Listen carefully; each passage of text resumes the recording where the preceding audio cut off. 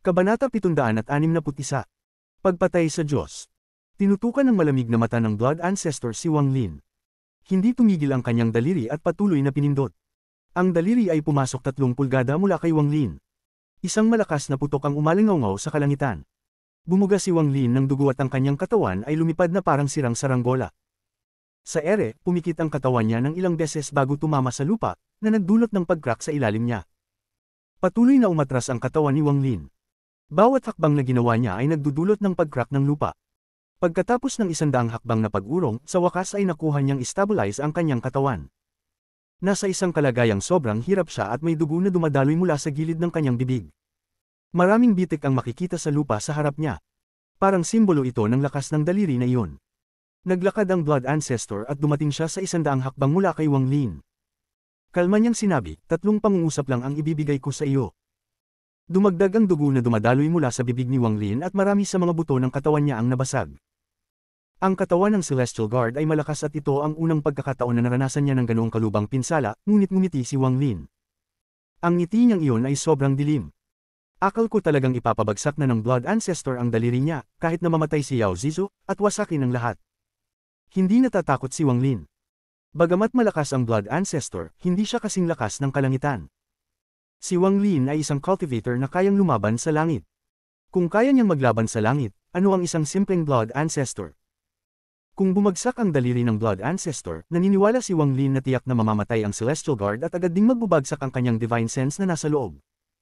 Puno ng galit ang mga mata ng Blood Ancestor habang tinitingnan ang langit at sinabi, may dalawa ka pang pangungusap.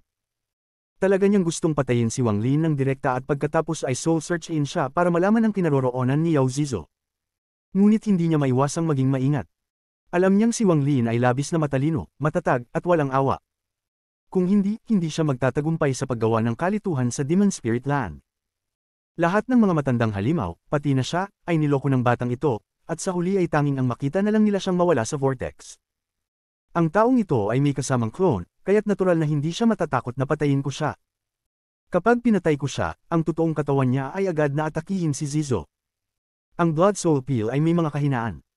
Pinunasan ni Wang Lin ang dugo sa gilid ng kanyang bibig, inayos ang kanyang mga damit, at dahan-daang nagsabi, Senior Blood Ancestor, ligtas si Yao Zizu.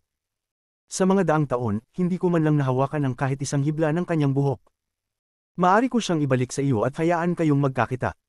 Ngunit, Senior, kailangan mong pahintulutan akong makaalis at mangako na hindi mo na ako bubuluhin pa sa hinaharap. Hinayla ng Blood Ancestor ang kanyang tingin mula sa langit at tinitigan si Wang Lin. Walang galit sa kanyang mga mata, ngunit kalmado niyang sinabi, sige. Ang matandang ito ay magpapakumpisal sa kanyang daw na kung ibabalik mo ang anak ko, hindi kita papatayin. Tinutukan ni Wang Lin ng mata ang Blood Ancestor, at pagkatapos ng matagal na panahon, nagbuntong hininga siya. Hindi niya matukoy kung nagsisinungaling ang tao o hindi. Pagkatapos ng ilang sandali ng tahimik na pagmumuni, binuka ni Wang Lin ang kanyang bibig at samuka ng kristal. Ang kristal ay tumama sa gilid at naging isang transfer array. Hindi matatag ang transfer array at may mga palatandaan ng pag-collapse. Dahan-daang sinabi ni Wang Lin, si Yao Zizu ay nasa loob ng transfer array na ito. Hindi na siya naglaro pa ng mga plano laban sa Blood Ancestor.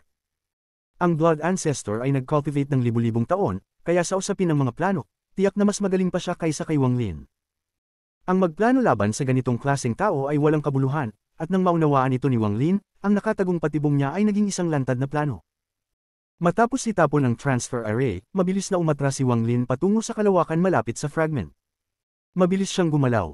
Malinaw na ginagamit niya ang buong lakas ng kanyang cultivation. Blood Ancestor, binigyan kita ng pagkakataon. Paano ito magtatapos, hindi na sa akin, kundi sa iyo.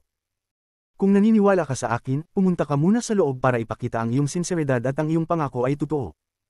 Pagkatapos, magiging tapat din ako. Dahil naniniwala ka sa akin, maniniwala rin ako sa iyo. Ngunit kung hindi ka papasok sa array at susundan mo ako, ibig sabihin ay hindi mo ako pinaniniwalaan at ang pangako mo ay kasinungalingan. Huwag mo akong sisihin kung maging malupit ako at patayin ng isang Diyos. Ang mga mata ni Wang Lin ay kumislap. Maliban na lang kung kinakailangan, ayaw niyang gawing kaaway ang Blood Ancestor. Kung hindi siya napilitang mapunta sa isang walang pag-asang sitwasyon, hindi sana niya ipiniit si Yao Zizu. Pinagawa niya kay Li Yuan na gawin ng transfer array na 3 beses lang gagana upang magtugma sa plano niya. Tinitigan ng Blood Ancestor ang transfer array. Sa isang scan ng kanyang divine sense, agad niyang naramdaman ang presensya ni Yao Zizo. Bagamat hindi niya makita kung saan patungo ang transfer array, alam niyang mabuti ang aura ng kanyang anak. Talagang ang patungo sa Yao Zizo ang transfer array na ito. Humakbang siya pasulong at dumating sa harap ng transfer array. Ibinaba ang kamay at ang transfer array ay nag-collapse na naging mga alikabok ng liwanag. Pagkatapos, ang mga alikabok ng liwanag ay muling nagtipon at naging kristal sa kanyang kanang kamay. Hindi nagtagal, bigla siyang tumalikod at tinitigan ng matalim si Wang Lin na mabilis na umaatras. Bulong niya, paano ko papayagan kang umalis pagkatapos ng ilang salita lang, nang ikinulong mo ang anak ko ng daang taon? Hindi ako naniniwala sa Dao. Paano ko hindi ka papatayin? Ang galit na kanyang tinatago ay sumabog. Humakbang siya at agad na sumunod kay Wang Lin. Habang tumatakas si Wang Lin sa Thunder Chain papuntang kalawakan, naramdaman niya ang malakas na killing intent mula sa likuran. Nagbuntong hininga siya at ang kanyang mga mata ay naging malamig. Blood Ancestor, dahil ito ang pinili mo, huwag mong sisihin ako. Hindi ako ang malupit, ikaw ang hindi marunong magpatawad. Habang tinutugis ng Blood Ancestor si Wang Lin, ang mga mata niya ay puno ng galit. Sa ilang hakbang, nilapitan niya ito at itinaas ang kamay. Walang awa niyang pinindot pababa at ang buong kalawakan ay tumigil. Agad na nag-collapse ang Thunder Chain sa ilalim ng mga paa ni Wang Lin at nag-crack mula sa gitna. Kasabay nito, ang kalawakan ay naging isang dagat ng dugo na pumalibot kay Wang Lin. Pagbabago. Sa isang sigaw, ang nakapaligid na dagat ng dugo ay parang kumulo at nagmadaling pumasok kay Wang Lin. Ang dagat ng dugo ay kasing bilis na agad itong pumasok sa katawan ni Wang Lin.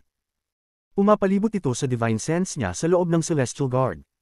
Isang hindi maipaliwanag na sakit ang agad na kumalat sa buong katawan niya. Ang divine sense sa loob ng Celestial Guard ay naramdaman ng matinding sakit, parang hinihila ito piraso-piraso. Ang lakas ng katawan ng Celestial Guard ay kumikislap sa sandaling ito. Kaya nitong labanan ang pagsasaayos ng dagat ng dugo at nagpapabagal sa proseso. Hindi pa tapos. Isang sinag ng dugo ang pumutok at nawala sa kalawakan. Hindi talaga ito nawala kundi gumamit ng kakaibang celestial na kapangyarihan upang dumaan sa kalawakan at lumapit sa lugar kung saan nagtatago ang katawan ni Wang Lin. Ang galit ng Blood Ancestor ay umabot sa rurok. Gusto niyang i-refine ang clone ni Wang Lin at ang divine sense sa loob nito. Pati na rin ang original na katawan ni Wang Lin na nagtatago somewhere gamit ang kanyang spell. Ang fragment kung saan nagtatago ang origin body ni Wang Lin ay agad na natakpan ng pula. Ang lupa ay parang dagat ng dugo at dahan-daang kumalat patungo kay Wang Lin. Ang pulang liwanag ay tumagos sa lupa at naging isang pulang karayom na tumutok kay Wang Lin. Kapag tinamaan siya ng karayom na iyon, agad naguguho at mamamatay ang origin soul ni Wang Lin. Habang nagtatago sa ilalim ng lupa, bigla na lang binuksan ni Wang Lin ang kanyang mga mata. Kinuha niya ang restriction ball na ibinigay sa kanya ni Li Yuan at hindi nag-atubiling ginamit ang celestial spiritual energy upang pabagsakin ang kalahating mga restriction sa loob ng storage space.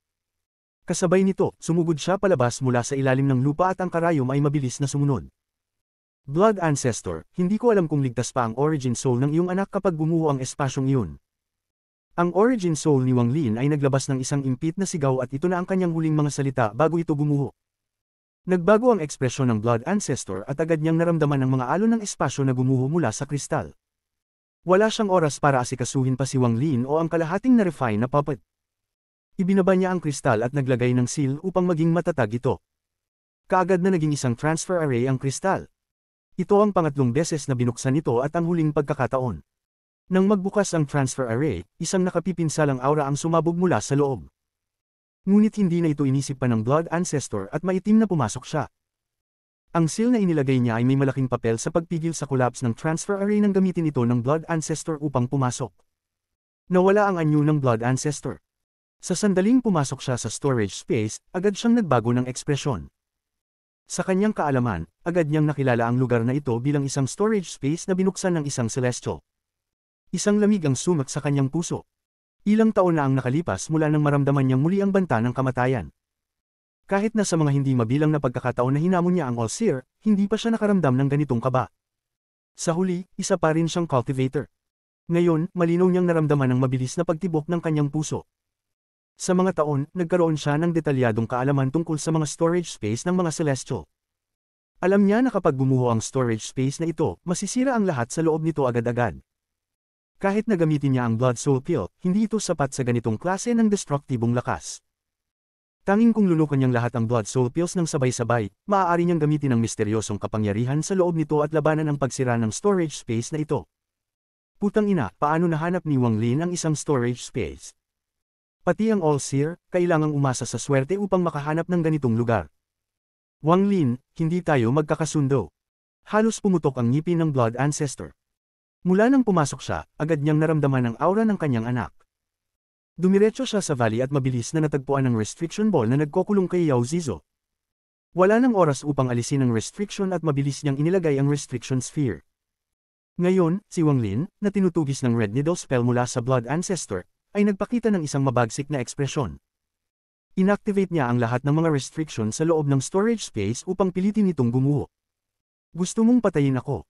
Papatayin kita dito. Ang daliri ni Wang Lin ay tumutok sa 9 na puntos ng kanyang katawan at gumalaw ng mas mabilis.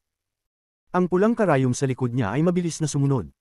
Hawak ang restriction sphere ni Yao Zizo, ang Blood Ancestor ay gumalaw ng mabilis. Ang kalmadong anyo na mayroon siya dati ay nawala na, at ngayon ay tinitigan siya bilang isang baliw na tinatakpan ng pulang liwanag. Tumakbo siya ng mabilis patungo sa transfer array na pinagtibay niya gamit ang kanyang divine sense. Ang paligid ng storage space ay nagsimulang gumuho at agad na nabuwal ang dalawang bundok. Isang kapangyarihan na kayang sirain ang lahat agad-agad ang pumuno sa paligid, at para itong gustong lunurin siya. Wang Lin, kung makakatakas ako, sinusumpa kong papatayin ka, kahit na kailangan ko pang pumunta sa langit o impyerno. Kabanata 762. Pagkakataon, bahagi 1. Ang tinig ng Blood Ancestor ay puno ng galit at puot, at bamalat ito sa buong imbakan ng espasyo. Ang mga bundok ay punit-punit at ang mga lambak ay natunaw. Mahigit 1,000 mga restriction ang na-activate, na nagdulot ng huling yugto ng pagbagsak ng imbakan ng espasyo. Sa sandaling ito, ang mga mata ng Blood Ancestor ay puno ng dugo at halos nawalan na siya ng ulirat. Ang kanyang bilis ay hindi maipaliwanag. Agad siyang dumating sa tabi ng pinatibay na transfer array. Parang sinusunog ng isang itim na apoy ang imbakan ng espasyo sa likod niya. Ang apoy ay mabagsik at gustong lumunin ng Blood Ancestor. Habang papalapit na ang Blood Ancestor sa transfer array at aalis na, ang ekspresyon ni Wang Lin, na tinutukso ng pulang karayom, ay agad na lumubog. Bagamat wasak na ang kanyang divine sense sa loob ng Celestial Guard, hindi pa ganap na nare-refine ng dagat ng dugo ang Celestial Guard. Sa pamamagitan ng koneksyon na mayroon siya sa Celestial Guard, nakita ni Wang Lin na kumikislap ang transfer array at mabilis na nagko-condense ang itsura ng Blood Ancestor. Alam ni Wang Lin na tiyak na mamamatay siya ng walang kaligtasan kapag nakalabas ang Blood Ancestor. Sa gitna ng krisis, huminga siya ng malalim at gumawa ng isang matapang na desisyon. Hindi ko natupad ang aking pangako. Babawi ako sa hinaharap. Sa labas ng transfer array, ang mga mata ng Celestial Guard, na nakulong sa loob ng dagat ng dugo, ay kumislap ng maliwanag. Ang liwanag na ito ay kumalat sa buong katawan nito at sumabog kasama ng isang mapanirang aura. Parang isang bagyo ang pumutok sa katawan ng Celestial Guard at mga sinag ng gintong liwanag ang lumabas mula sa katawan nito na parang mga espada. Ang sariling pagsabog ng isang Illusory Cultivator ay lumikha ng isang nakakatakot na puwersang mapanira na nagbigay daan para sa Celestial Guard na tumakas mula sa spell ng Blood Ancestor. Bagamat nawala na ang kontrol ng spell ng Blood Ancestor sa Celestial Guard, ito ay hindi pa rin ordinaryo. Habang ni-refine ng dagat ng dugo ang Celestial Guard, nabawasan nito ang lakas ng sariling pagsabog ng halos 60%. Ang Celestial Guard ay tumakas na may 40% ng lakas ng sariling pagsabog at dumating sa tabi ng transfer array. Pagkapasok ng Blood Ancestor, kumislap ang Celestial Guard tulad ng araw. Isang malakas na pagsabog ang nangyari sa sandaling iyon. Sa ilalim ng lakas ng mapanirang puwersa, ang transfer array ay agad na gumuho sa mga piraso ng liwanag at nawala. Sa loob ng imbakan ng espasyo, kalahating katawan ng Blood Ancestor ay pumasok na sa transfer array. Sumigaw siya at pinilit siyang itulak palabas. Pinanood niyang mabilis na naglalaho ang transfer array. Para bang ang libu-libong taon ay nakompres sa isang hininga. Sa sandaling ito ng krisis, ang katawan ng Blood Ancestor ay naglabas ng kakaibang liwanag. Tinutok niya ang kanyang mata sa restriction ball na kinukulong si Yao Zizo at agad na winasak ito ng walang pag-aalinlangan. Sa ilalim ng mapanirang puwersa ng imbakan ng espasyo, kahit na uminom si Yao Zizo ng isang Blood Soul Pill, hindi ito sapat kung isa lang. Kaya naman personal na winasak ng Blood Ancestor ang restriction sphere upang buhayin si Yao Zizo. Sa pagkaunawa ng Blood Ancestor sa Blood Soul Pill, alam niyang nak-aim na ito ni Yao Zizo. Sa likod niya, dumating ang itim na apoy at ang pulang liwanag ay nagliliyab mula sa Blood Ancestor ng matindi. Gusto niyang ipagpaliban ang pagbagsak at bumili ng oras upang hindi maapektuhan ang proseso ng muling pagkabuhay ni Yao Zizo. Binuksan ng Blood Ancestor ang kanyang mga braso at ang kanyang mid-stage Nirvana Cleanser cultivation ay sumabog ng walang pag-aatubili. Ang mga alon ng dugo ay lumabas mula sa kanyang katawan at hinironggan ng itim na apoy na lumalamon sa lahat. Agad na nabalot ang kanyang katawan at ang apoy ay nagsimulang sunugin siya.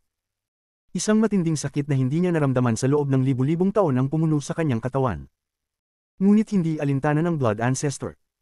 Nilagay niya ang lahat ng lakas niya sa pagprotekta sa 30 talampakan sa harap niya upang hindi mawala ang Divine Sense ni Yao Zizo. Ang ilang mga hininga ng oras ay para ng libu-libong taon. Sa ilalim ng proteksyon ng kanyang ama na pinipigilan ng pagbagsak, hindi naapektuhan ng proseso ng muling pagkabuhay ni Yao Zizu sa pagbagsak ng imbakan ng espasyo. Ang pulang liwanag ay pumuno sa lugar kung saan itinago ni Yao Zizu ang Blood Soul Peel sa Demon Spirit Land at unti-unting lumitaw ang itsura ni Yao Zizu. Pagkatapos niyang lumitaw, tinitigan niya ang langit. Ang mga mata niya ay puno ng kalungkutan at hindi malilimutang galit na poot. Pagkatapos makita ng Blood Ancestor na ligtas na umalis ang Divine Sense ng kanyang sariling anak, nagpakita siya ng isang mahinahong ngiti bilang isang ama. Pagkatapos, ang kanyang sariling katawan ay napalibutan ng itim na apoy. Sa sandaling ito, kumuha siya ng 3 Blood Soul Pills. Hindi niya ito tinanggap kundi winasak ang mga ito. 13 Blood Soul Pills na lang ang natira. Karamihan sa mga ito ay kay Yao Zizo, at ang Blood Ancestor ay may 3 lang. Nagkalat ang mga Blood Soul Pills at may lumabas na asul na likido mula sa loob ng mga ito. Ang asul na likido at itim na apoy ay nagsanib at nagkansela sa isa't isa. Sa sandaling ito, ang buong imbakan ng espasyo ay gumuho at ang lahat ng nasa loob nito ay nawala. Hindi ito itinapon sa kawalan kundi ganap na gumuho ng walang bakas. Si Wang Lin ay kumikilos ng mabilis sa piraso ng lupa na kanyang pinagtataguan. Ang kanyang katawan ay kumikislap na may dugong pula ng 9 na beses habang mabilis siyang tumatakas, hinahabol ng pulang karayom. Ngunit sa susunod na sandali, tumigil na ang pulang karayom sa paghahabol at gumuho ng layer by layer hanggang halos mawala ng tuluyan. Nakaramdam ng ginhawa si Wang Lin at napansin niyang basa ng pawis ang kanyang mga damit. Isang magaan na hangin ang agad na nagpabigla sa kanya. Sa harap niya, ang pulang karayom ay halos ganap ng transparent at dahan-daang naglalaho. Ngunit bago pa ito tuluyang maglaho, tumigil ito sa pag-dissipate, lumingon, at lumipad papalayo sa malayo. Hindi patay. Ang mga mata ni Wang Lin ay puno ng takot at siya'y agad na tumakbo palabas ng walang pag-aalinlangan. Iniabot niya ang kanyang kamay at dumura ng origin energy na bumuo ng isang bilangguan na pumihil sa pulang karayom. Ang pulang karayom ay naglabas ng matalim na sigaw na parang gusto nitong tumakas. Patuloy itong bumangga sa bilangguan, at bawat impact ay nagpapaputi ng mukha ni Wang Lin. Ang kanyang mga mata ay naging malamig at ginamit niya ang kanyang celestial spiritual energy upang palakasin ang bilangguan. Dahan-dahan niya itong hinayla patungo sa kanya habang tinitingnan ang pulang karayom, at ang mga mata niya ay puno ng determinasyon. Seal. Isang sigaw, at ang bilangguan ay mabilis na sumikip hanggang ito'y umikot sa karayom. Hinawakan ni Wang Lin ang karayom at tumapak sa lupa. Kung hindi dahil sa pagkawala ng halos lahat ng lakas ng pulang karayom, imposibleng mapigilan ito ni Wang Lin. Gayunpaman, ang karayom ay nasa pinakamahina nitong kondisyon at ginamit ni Wang Lin ang lahat ng celestial spiritual energy sa loob ng kanyang katawan upang i-seal ito. Kahit na ganito, ang seal ay hindi pa rin matatag. Parang maaari pa ring tumakas ang pulang karayom anumang oras. Huminga si Wang Lin ng malalim at ang kanyang ekspresyon ay naging malupit. Hindi patay ang Blood Ancestor. Kahit hindi siya namatay, tiyak na mahina siya.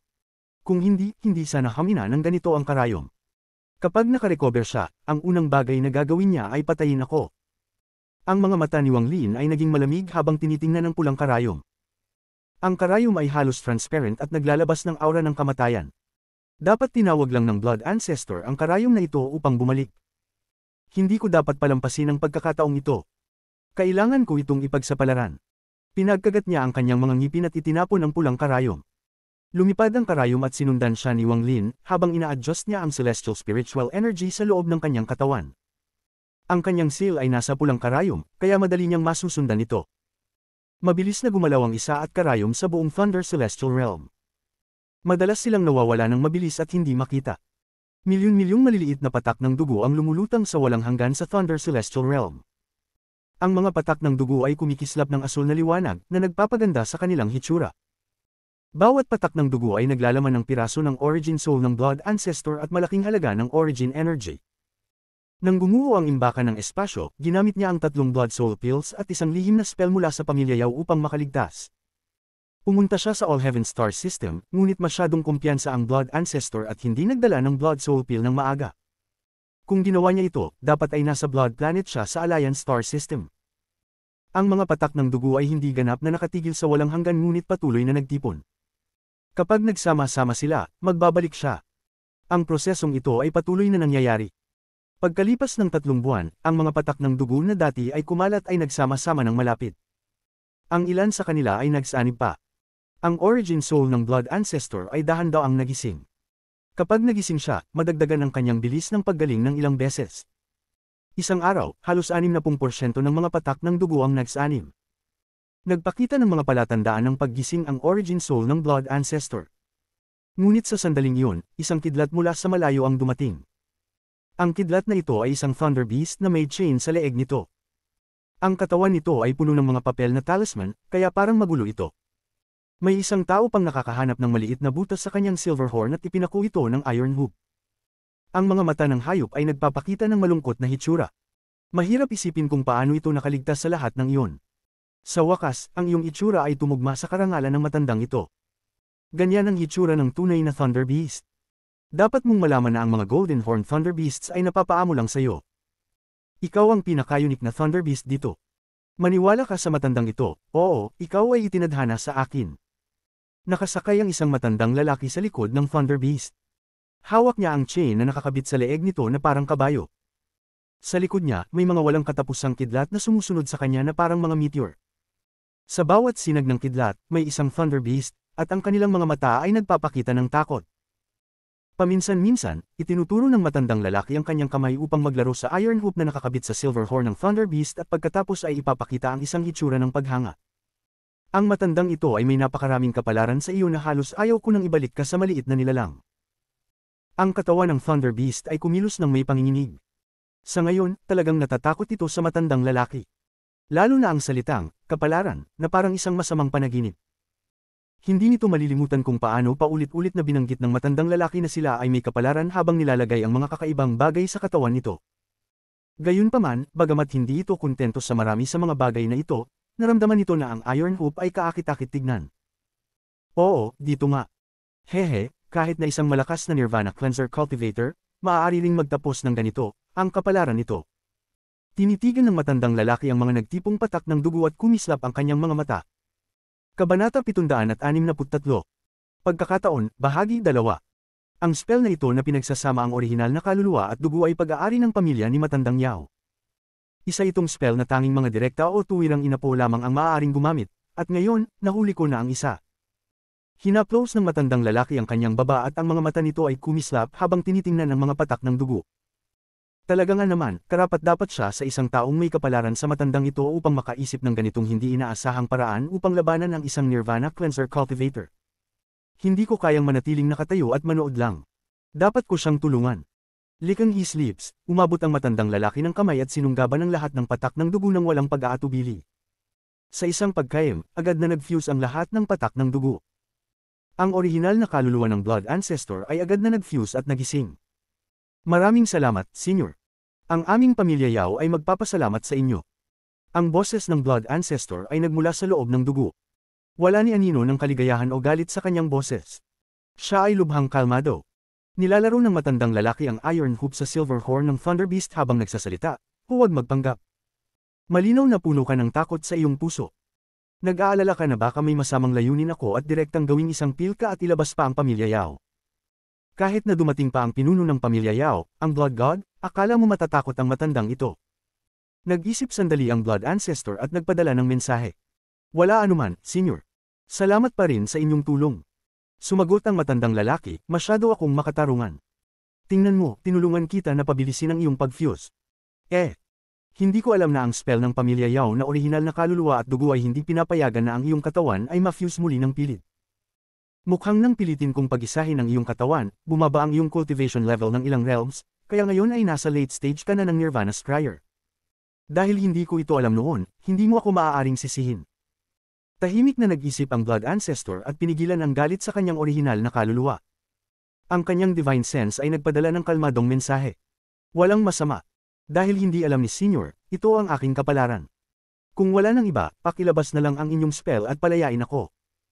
Nakangiting nagsalita ang matandang lalaki habang ang kanyang mga mata ay kumislap, bata mula sa pamilya Yao, may kapalaran ka sa akin. Nagtamo ng panginginig ang Thunder Beast sa ilalim niya at tiningnan ng Blood Ancestor na may kaunting simpatiya. Gayunpaman, mas masaya ito dahil may iba nang nahihirapan kasama niya. Tahimik na nag-isip ang Blood Ancestor. Hindi ba't sinabi mong magbabayad ka sa akin? Kaya't magbayad ka na ngayon.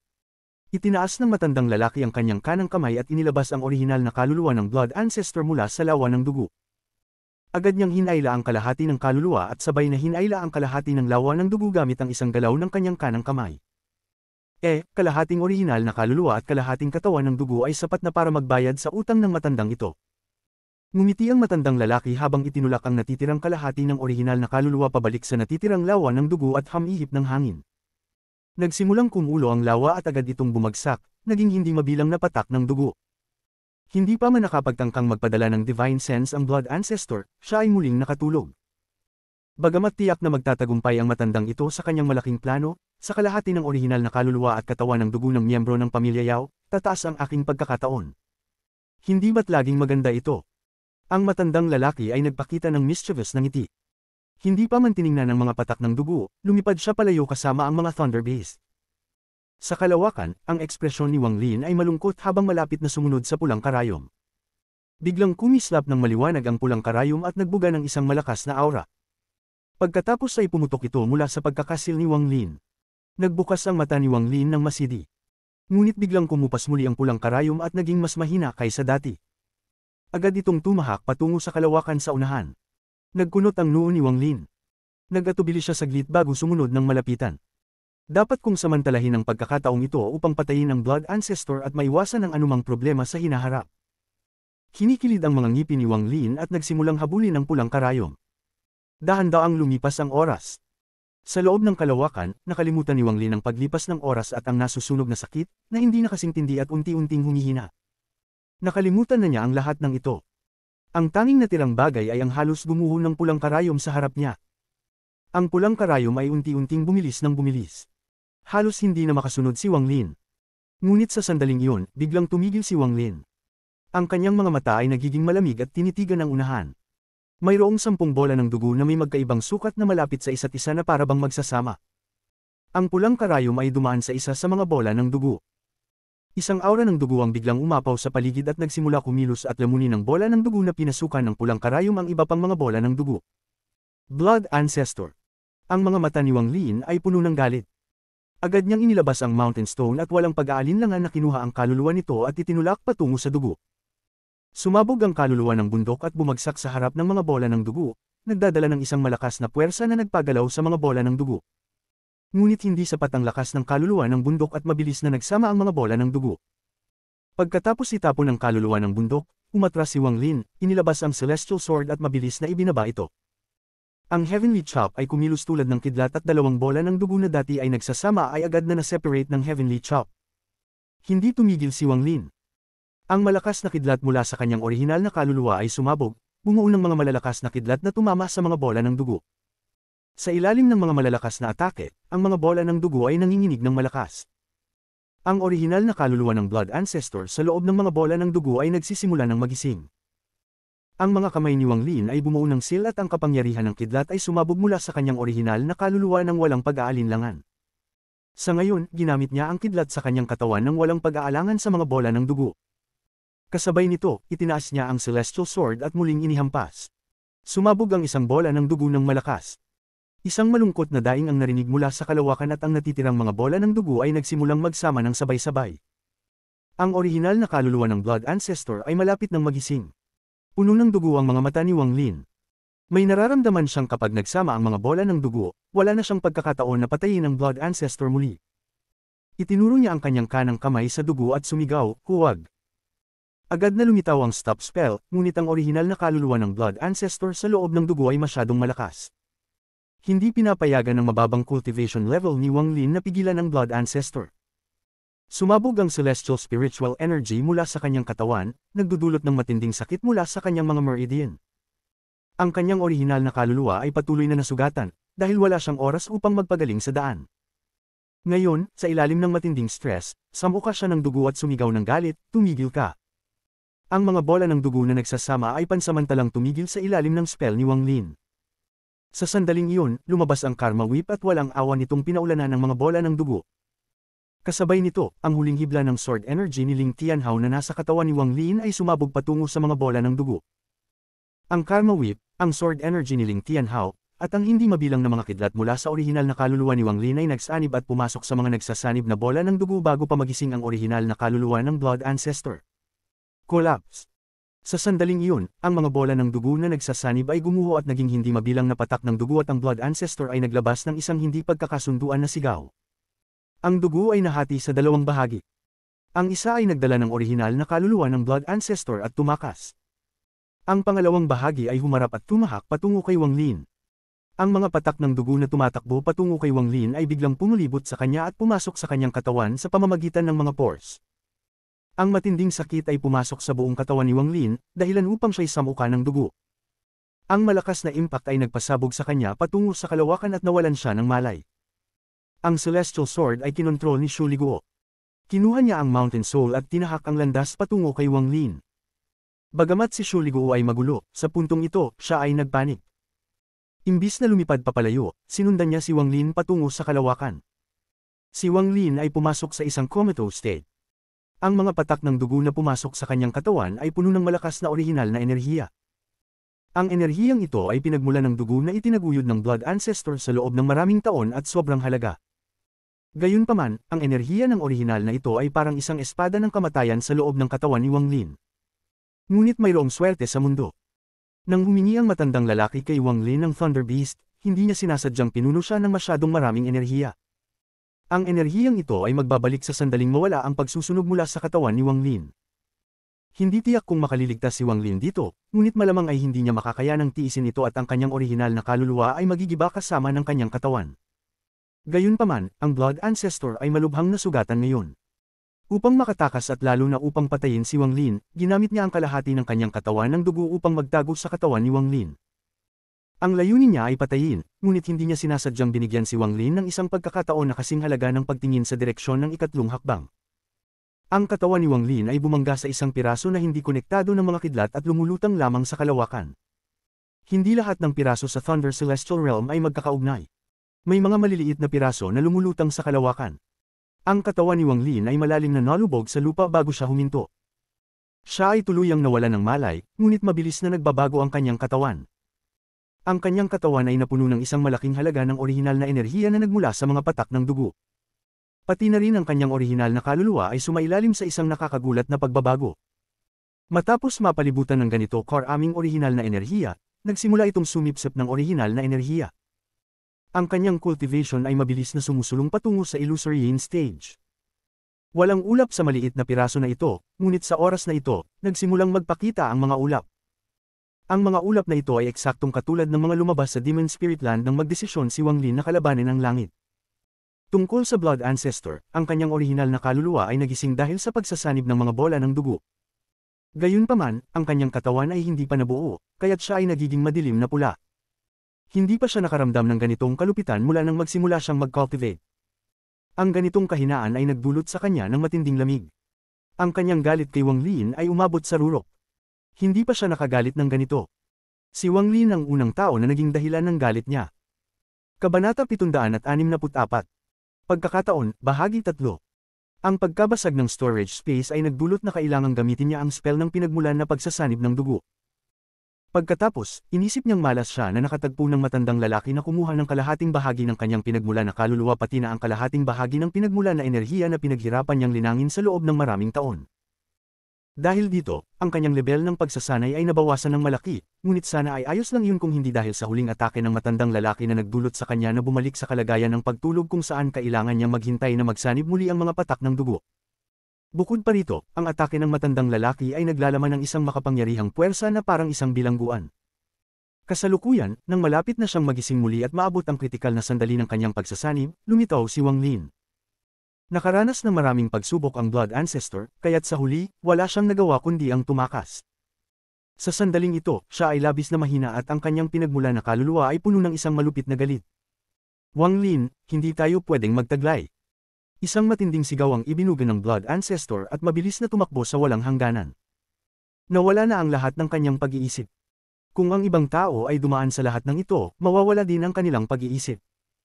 Partikular na ang mga limitasyon na iniwan ng misteryosong matandang lalaki na siya rin nagdulot sa kanya upang magkasakit. Agad niyang tinanaw at hinabol ang kinaroroonan kung saan nawala si Wang Lin. Mas gusto ko pang hindi pagalingin ang aking sugat at patayin ka. Ang piraso na kinaroroonan ni Wang Lin ay dahan-daang lumulutang sa walang hangganan. Nakapikit ang mga mata ni Wang Lin at ang celestial sword ay umiikot sa paligid niya. Si Xu Liguo ay lumulutang sa tabi niya na may matamis na mukha at mahinang tinig. Dapat sana ay umalis ako, ngunit hindi ko kayang iwan ang demonyo dito. Ako, si Xu Liguo, ay isang tapat na tao at hindi ko kayang gawin ang tulad ng iwan ng aking guro. Hindi ako tumakbo ngayon, kaya't mas magiging mahalaga ako at bibigyan ako ng mas maraming benepisyo. Hehe, si Grande Xu ay matalino. Lumingon si Xu Liguo at gumawa ng isang desisyon. Bukod dito, ang demonyong ito ay isang avatar lamang, ang kanyang orihinal na katawan. Sa pag-iisip ng orihinal na katawan ni Wang Lin, siya ay nanginig. Kung mayroon ng isang tao na tinatakot niya mula sa kanyang puso, iyon ay si Wang Lin. Sa Alliance Star System, mayroong isang abandonadong planeta na naglalabas ng kidlat. Sa kalaliman ng planeta ay isang kuweba na nabuo ng kalikasan na puno ng kidlat, at may isang tao na nakaupo sa loob. Ang kanyang pulang buhok ay parang dugo at ang kanyang katawan ay naglalabas ng isang nakakatakot na aura. May 4 na bituin na dahan-daang umiikot sa kanyang noo. Habang siya ay nagmumuni, mga hibla ng espiritual na enerhiya ay dumating mula sa lahat ng direksyon at pumasok sa kanyang katawan. Bigla siyang nagbukas ng mga mata. Sa kanyang kalmadong mga mata ay may kasamang nakakatakot na hangarin ng pagpatay. Blood Ancestor. Pinilit mong ilagay ang aking avatar sa koma. Paano ko ito patatawarin? Siya ay ang orihinal na katawan ni Wang Lin. Hinigpitin ng orihinal na katawan ng kanyang mga kamao at dahan-daang tumayo. Matapos magmuni ng matagal, tumakbo siya palabas. Sunod-sunod ang tunog ng pagkabasag ng mga layer ng lupa sa itaas niya. Isang malakas na tunog ang umalingaw habang ang orihinal na katawan ay dumadaan mula sa ilalim ng lupa sa silangang bahagi ng planeta. Ang malaking alikabok ay kumalat saan man. Paglabas niya, hindi siya tumigil. Pumasok siya sa kalawakan. Pagpasok sa kalawakan, ipinagkalat niya ang kanyang mga braso at naririnig ang matinis na tunog mula sa kanyang katawan. Ang tunog na ito ay lalong lumalakas at tumitindi. Ang mga ugat sa kanyang katawan ay namaga at ang isang malakas na tunog ng kulog ay patuloy na umaabot mula sa loob ng kanyang katawan. Unti-unting nagbago ang kanyang katawan. Ang kanyang mga binti ay pamulang at dahan-daang hamaba, pati na rin ang kanyang mga braso. Ang kanyang buong katawan ay unti-unting lumaki na parang pinalaki ng isang balon. Sa sandaling ito, ang kanyang katawan ay lumaki ng sobra. Sa proseso ng paglaki, isang mas mabigat na tunog mula sa kanyang katawan ay parang isang yapok mula sa sinaunang panahon. Wala siyang sakit sa mukha. Tanging kalmado at galit sa mga mata niya. Ang kanyang katawan ay patuloy na lumalaki. Matapos ang kalahating oras ng insenso, isang higanti na higit sa 1,000 talampakan ang lumitaw. Ang kanyang katawan ay naglalabas ng isang malupit na aura at ang balat niya ay puno ng magaspang at maliliit na mga ron. Ang liwanag ng mga ron ay nagbigay sa kanya ng isang hindi maipaliwanag na awtoridad. Isang mababang alulong ang umabot mula sa kanyang bibig. Ang alulong na ito ay parang galing sa sinaunang panahon at puno ng isang aura na tinitingnan ng mundo. Lahat ng nasa loob ng saklaw ng alulong na ito ay tila naaalala ang mga sinaunang panahon at lahat ay umatras. Pati na rin ang mga mabagsik na hayop sa kalapit na mga planeta ay agad na humiga sa lupa at nagsimulang manginig matapos marinig ang alulong na ito. Ito ay isang panginginig na mula sa kanilang kaluluwa. Ang sinaunang Diyos ay ang Diyos ng kalawakan. Sa panahon ng mga sinaunang Diyos, lahat ng nilalang ay kailangang maggalang sa kanila. Sa sandaling ito, matapos ang mga hindi mabilang na taon ng pagkawala ng mga sinaunang Diyos, ang alulong na ito ay parang nagpahayag na ang mga sinaunang Diyos ay nagbabalik. Sa sandaling ito lamang ipinakita ni Wang Lin ang awtoridad ng isang sinaunang Diyos. Siya ay isang sinaunang Diyos. Mula sa 4 na bituin at pataas, ang katawan ng sinaunang Diyos ay mabilis na lumaki. Noong una, pinigilan ito ni Wang Lin, ngunit sa sandaling ito, tumigil na siya sa pagpigil at ipinakita ang katawan ng sinaunang Diyos sa unang pagkakataon. Tanging sa pagpapakita ng kanyang katawan bilang sinaunang Diyos siya pwedeng tawaging isang tunay na sinaunang Diyos at magkaroon ng kapangyarihan ng isang sinaunang Diyos. Blood Ancestor, pinilit mong ilagay ang aking avatar sa koma, kaya't wawasakin ko ang iyong blood planet. Ang kanyang mga mata ay puno ng kalupitan. Nang siya ay humakbang, tila ang buong star system ay nanginginig. Naglakad siya sa kalawakan na parang siya ay nasa lupa at mabilis na tumakbo palayo. Habang naglalakad siya, itinaas niya ang kanyang malaking kanang kamay at itinutok sa gitna ng kanyang noo. Isang malaking halaga ng espiritual na enerhiya ang nagtipon sa kanyang daliri upang bumuo ng isang tatak na puno ng sinaunang aura. Ang tatak na ito ay bumagsak sa pagitan ng kanyang noo at nagpa-disappear ang 4 na bituin. Ang tatak na ito ay hindi isang bagay na maaaring gamitin ng mga cultivators. Ito ay isang bagay na tanging mga sinaunang Diyos lamang ang kayang gamitin, at ito ay nagtatago ng pagkakakilanlan ng sinaunang Diyos. Maliban na lamang kung may isang napakalakas na cultivator na dumating, imposibleng matuklasan ang kanyang pagkakakilanlan. Dahil ang Alliance Star System ay may giant demon clan, walang makakapansin na ang katawan ko na may 1,000 talampakan ay isang sinaunang Diyos. Ang kanyang mga mata ay naging malamig. Kung ikukumpara sa isang adult na sinaunang Diyos, ang kanyang katawan ay walang halaga at mahina, kaya walang mag-iisip na siya ay isang sinaunang Diyos kapag nakita nila siya. Wala siyang ekspresyon habang dumadaan siya sa Blood Planet. Noong nakaraan, nakita niya ang star map na ibinigay sa kanya ng All-Seer, kaya't alam niya kung saan matatagpuan ang Blood Planet. Pagdaan niya sa kalawakan, ang kanyang mga mata ay kumunot. Nakita niya ang ilang mga piraso ng bato ng iba't ibang laki na lumulutang sa kalawakan. Ang mga batong ito ay karaniwan sa kalawakan. Habang siya ay naglalakad, hindi siya tumigil at hinawakan ang isang bato na may laking 100 talampakan. Habang siya ay sumigaw, ang bato ay nahatak ng isang puwersa na ginawa ng espiritual na enerhiya at siya ay patuloy na naglakad patuloy. Matapos siyang umalis, 2 cultivators ang lumabas mula sa mas maliit na piraso ng bato. Ang dalawa ay nanginginig na may takot habang nakatingin sila ng walang kamalay-malay sa orihinal na katawan ni Wang Lin na nawawala sa kalawakan. Ano ito? Nagkatinginan ang dalawa. Ang kanilang mga anit ay kumilabot habang mabilis silang tumakas mula sa lugar na ito. Sa buong paglalakbay, tuwing nakakakita si Wang Lin ng mga batong ito, pinipili niya ang mga 100 talampakan ng laki. Hinawakan niya ang mga ito at ginamit ang espiritual na enerhiya upang hilahin sila. Ito ang kanyang mga armas. Sa kanyang mga alaala, ang mga sinaunang Diyos noong unang yugto ay walang maraming spells at gusto nilang gamitin ito bilang mga armas. Mukhang madali itong gamitin, at mas marami, mas maganda. Naglakbay si Wang Lin patungo sa Blood Planet na may mga bato na parang isang ilog na sumusunod sa kanya. Dala niya ang isang matinding galit ng pagpatay habang siya ay papalapit. Patayin. Kabanata 765. Blood Planet. Ang Blood Planet ay isang planeta na puno ng dugo pulang liwanag. Hindi ito matatagpuan sa sphere of influence ng planeta Tianyun at medyo malayo ito mula rito. Sa katunayan, walang sinuman sa mga makapangyarihang cultivators na may kakayahang gamitin ang isang buong planeta bilang kanilang kuweba na pipiliing magkatabi sila. Kahit ang mga matalik na magkaibigan ay hindi ganito. Pagkatapos ng lahat, hindi nila maaaring pabayaan ang kanilang mga gwardya laban sa iba. Ang mga matatandang halimaw na nag-cultivate ng maraming taon ay lalong nauunawaan ito. Gayun din, ang isang cultivator na may lakas upang gamitin ang isang buong planeta bilang kanilang kuweba ay tiyak na hindi na kailangan ng proteksyon mula sa planeta Tianyun. Kaya't natural lang na pipiliin nila ang isang malalayong lugar para sa kanilang kuweba. Ang pinakamahalagang bahagi ng pagpili ng lokasyon ng kanilang kuweba ay dapat nawala sa saklaw ng divine sense ng iba. Kung hindi, bawat galaw mo ay mapapansin. Ang Blood Ancestor ay isang cultivator na may mga lihim, kaya't lalo siyang nag-iingat sa pagpili ng kanyang kuweba. Sa mapa na ibinigay ng All-Seer kay Wang Lin, ang Blood Planet ay napaka-remote at walang anumang planeta na may makapangyarihang cultivator sa malapit. Isa ito sa mga dahilan kung bakit inaatake ng katawan ng orihinal ni Wang Lin ang planeta. Ang katawan ng orihinal ni Wang Lin ay patungo sa Blood Planet na may malamig na ekspresyon at isang ilog ng mga bato sa likuran niya. Ang kalawakan ay sobrang laki. Ang katawan ng orihinal ni Wang Lin ay tila napakaliit kung ikukumpara. Sa daan, hindi siya huminto. Patuloy siyang sumugod patungo sa Blood Planet na may malamig na killing intent at isang ilog ng mga bato. Lumipas ang ilang buwan. Nang makatagpo siya ng iba pang mga cultivators, lahat sila ay nagulat at hindi kumilos ng basta-basta. Wala silang alam tungkol sa mga ancient gods.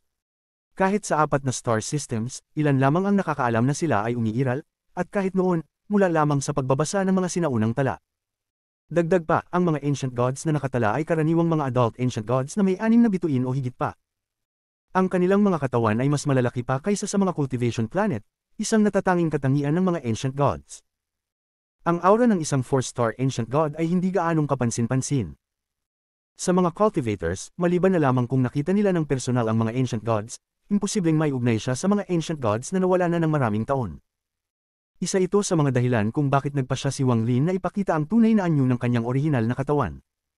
Ang mga iba't ibang dahilan na ito ay mga pangalawang layunin lamang. Ang tunay na dahilan ay dulot ng ugali ni Wang Lin. Ang avatar ay malubhang nasugatan at pinilit na pumasok sa koma. Kahit ang hindi mabasag na koneksyon sa pagitan ng orihinal na katawan at avatar ay napakahina sa puntong ito, at tila maaari itong masira anumang oras. Kapag nawala ang koneksyon, nangangahulugang patay na ang avatar. Ang malupit na killing intent ay punong-puno ng kanyang puso. Ang avatar ay pinaghirapan niyang i-cultivate ng maraming taon. Sa katunayan, wala ng primary o secondary body sa kanya. Ang orihinal na katawan ay siya at ang avatar ay siya rin. Kung mamatay ang avatar, ibig sabihin ay pinatay siya ng isang beses. Kung ang orihinal na katawan niya ay pipiliing magtago at maghintay na maging mas mataas ang kanyang cultivation level bago magpakita, hindi na siya magiging Wang Lin. May mga pagkakataon na kailangan niyang gawin ang mga bagay kahit na ang mga resulta ay hindi favorable. Ang pagkakataon na madiskubre bilang isang ancient god ay sobrang baba, pero kahit malaman nila, anong epekto nito sa akin? Ang mga mata niya ay lalong naging malamig at mabilis pa niyang pinabilis ang kanyang galaw. Kahit hindi magamit ni Wang Lin ang karamihan sa mga spells na ipinamana sa kanya mula sa mga alaala ng Ancient God, marami siyang mga life-saving spells na maaari na niyang gamitin dahil siya ay halos isang 4-star Ancient God na.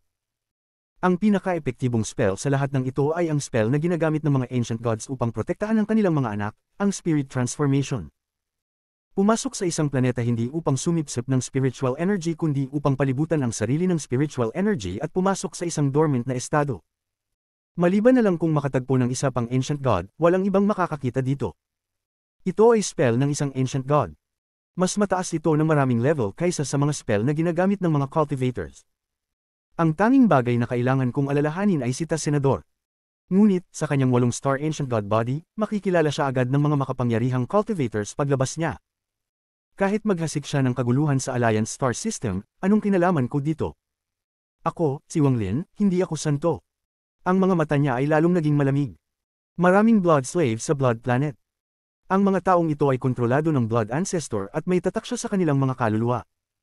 Kung ang Blood Ancestor ay nabubuhay, sila ay nabubuhay, at kung siya ay mamatay, sila ay mamamatay. Karamihan sa kanila ay mga tao na pinilit na kidnapin mula sa mga kalapit na planeta. Kinuha nila ang kanilang kalayaan at pinilit silang magtrabaho para sa kanya. Nangongolekta din siya ng mga batang may talento na binigyan niya ng blood pills at pinalaki sila upang maging blood guardians na nagpoprotekta sa Blood Planet. Ang Blood Ancestor ay isang malamig na tao. Tanging sa kanyang anak na babae lang siya nagpapakita ng bihirang kabutihan. Maaaring sabihin na maliban sa Blood Ancestor at anak niyang babae, ang lahat ng buhay ay kanilang mga alipin. Ang kanilang buhay at kamatayan ay kontrolado lamang ng isang kaisipan. Si Zizin ay nakaupo sa isang altar sa labas ng Blood Pavilion na may kabalisahan sa mukha. Paminsan-minsan ay tinitingnan niya ang Blood Pavilion. Ipinagbabawal na lugar iyon. Kahit siya ay hindi pinapayagang pumasok. Sa oras na ito, ilang sinag ng bloodlight ang nagmula sa malayo at mabilis na lumapit. 4 na elders ang lumitaw sa harap ni Zizin. Ang 4 sa kanila ay nagbigay ng origin energy. Malinaw na sila ay mga makapangyarihang cultivators na nakarating sa pangalawang hakbang. Isa sa mga matatandang lalaki ay yumuko at nagsabi, "Mistress, isa na namang grupo ng blood slaves ang namatay." Si Zizin ay kumagat sa kanyang ibabang labi at tahimik na nag-isip. Sa mga nakaraang buwan, malalaking bilang ng blood slaves at blood guardians ang inexplicably na sumabog at namatay. Hanggang ngayon, higit sa 70% ang namatay. Ang pangyayaring ito ay nagdulot ng kalungkutan kay Zizin. Ang tanging paliwanag ay may nangyaring masama sa Blood Ancestor. Isa sa mga matatandang lalaki ang nagtaas ng kanyang ulo at tinitigan si Zizin at mahinang tinanong, "Mistress, saan ba talaga pumunta ang Lord Blood Ancestor?" Ang mga mata ni Zizin ay naging malamig at mahigpit na sinabi, "Walang galang." Iyan ba ay isang bagay na maaari mong itanong? Ang ginawa nitong tanong ay lalo pang nagpapabilis ng kaba ni Zizin. Dati, wala ni isa sa kanila ang magtatanong ng ganoon, pero sa ngayon, pati si Zizin ay nagtatanong kung namamatay na ba ang Blood Ancestor. Ang matandang lalaki ay tumawa ng may pang-iinsulto habang umiikot at naglakad palayo. Masama ang kanyang pakiramdam, ngunit may kaunting ginhawa rin. Nasa katawan niya ang tatak ng Blood Ancestor, ngunit sa ngayon, hindi na ito mahalaga. Simula nang pilit akong tinatakan ng Blood Ancestor 6,000 taon na ang nakalilipas, hindi ko kayang maglakad kahit kalahating hakbang palabas ng Blood Planet nang walang utos mula sa Blood Ancestor. Ngayon, malinaw na may masamang nangyari sa Blood Ancestor. Ang matandang ito. Kung mamamatay man ako, mas pipiliin ko pang mamatay sa aking sariling bayan kaysa dito. Ang mga mata ng matandang lalaki ay puno ng lungkot at nagpunta siya diretso sa kalawakan. Ang 3 matatandang elder ay tumingala sa langit at pinanood ang kanilang kasama na mawala sa langit. Matapos magmuni-muni, nagtinginan silang 3. Wala nang nagsalita at sabay-sabay silang lumipad pataas sa langit. Ang mga mata ni Zizin ay naging malamig habang siya'y tumayo at sumigaw, "May lakas ng loob kayo. Wala ba kayong takot na babalik ang Blood Ancestor?" Ngunit bago pa siya makapagtapos, isa sa mga matatandang lalaki ay yumuko ang ulo. Tumingin siya sa kanya ng malamig at sinabi, maingay. Isa ka lamang sa mga laruan ng Blood Ancestor. Talaga bang iniisip mo na ikaw ang misis? Ibinibigay namin sa iyo ang paggalang dahil sa Blood Ancestor. Kung wala siya, anong halaga mo? Nandito na ako sa Blood Planet ng halos 10,000 taon at nakakita na ako ng higit sa 100 ng babae tulad mo. Matapos sabihin ito, ang matandang lalaki ay nawala sa langit. Ang katawan ni Zizin ay nanginig at nagsimula siyang mag-isip. Nang lumipad ang 4 na matatandang lalaki na may pulang robe patungong langit, ang mga natitirang blood slaves na hindi pa namatay ay tumingala at nagsimulang maglaban. Walang nakakaalam kung sino ang unang gumawa nito, ngunit pagkatapos nito, halos lahat ng blood slaves ay lumipad palayo. Pinanood ito ni Zizin at ipinakita ang isang matibay na tingin. Lumitaw siya sa harap ng Blood Pavilion at naalala ang mga selyo na ginamit ng Blood Ancestor upang buksan ito. Nagdalawang isip siya ng sandali bago niya pinanggigilan ang kanyang mga ngipin. Sa mga sandaling ito, biglang dumilim ang buong langit at isang malakas na presyon ang agad na kumubli sa buong Blood Planet. Natarante si Zizin at tumingala, ngunit ang nakita niya ay nagpalid ng kulay sa kanyang mukha. Ano ito? Sa kalawakan, ang unang 4 na matatandang lalaki na may pulang robe ay nagtinginan at hindi na kailangang magsalita, alam nila ang desisyon ng isa't isa. Nag-agree sila at maghihiwalay na nang biglang tumingin sila sa malayo. Isang ilog na gawa sa mga bato ang humuhuni patungo sa Blood Planet. Isang higanti na mahigit 1,000 talampakan ng taas ay nakatayo sa ibabaw ng mahabang ilog. Ang kanyang mga mata ay malamig at puno ng puot. Ang mga mata ng 4 na matatandang lalaki ay sumikip at mabilis silang nagtinginan. Agad silang lumipad patungo sa 4 na direksyon, ganap na hindi pinapansin ang higanting papalapit. Blood Ancestor, kahit ikaw ay magkakaroon ng ganitong araw. Ang parehong mga salita ay lumitaw halos sabay sa isipan ng 4 na matandang lalaki. Sa likod ng 4 na matandang lalaki ay maraming blood slaves. Nang pumasok sila sa kalawakan, nagulat sila sa higanti, ngunit mabilis silang umalis. Walang isa man sa kanila ang tumigil upang depensahan ng Blood Planet at lahat sila ay nagpakita ng mga ngiti ng pang-iinsulto. May ilan na hindi pa masyadong malayo ang tinakbuhan ngunit nanatiling malapit sa Blood Planet. Gusto nilang personal na masaksihan ang pagkalugmok ng Blood Planet. Sa karunungan ni Wang Lin, agad niyang naisip kung ano ang nangyayari sa mga blood slaves na iyon. Hindi niya sila pinigilan ngunit mabilis na nagpunta patungo sa Blood Planet na may dalang maraming bato. Nang malapit na siya sa Blood Planet, tumaas siya sa ibabaw ng ilog ng mga bato.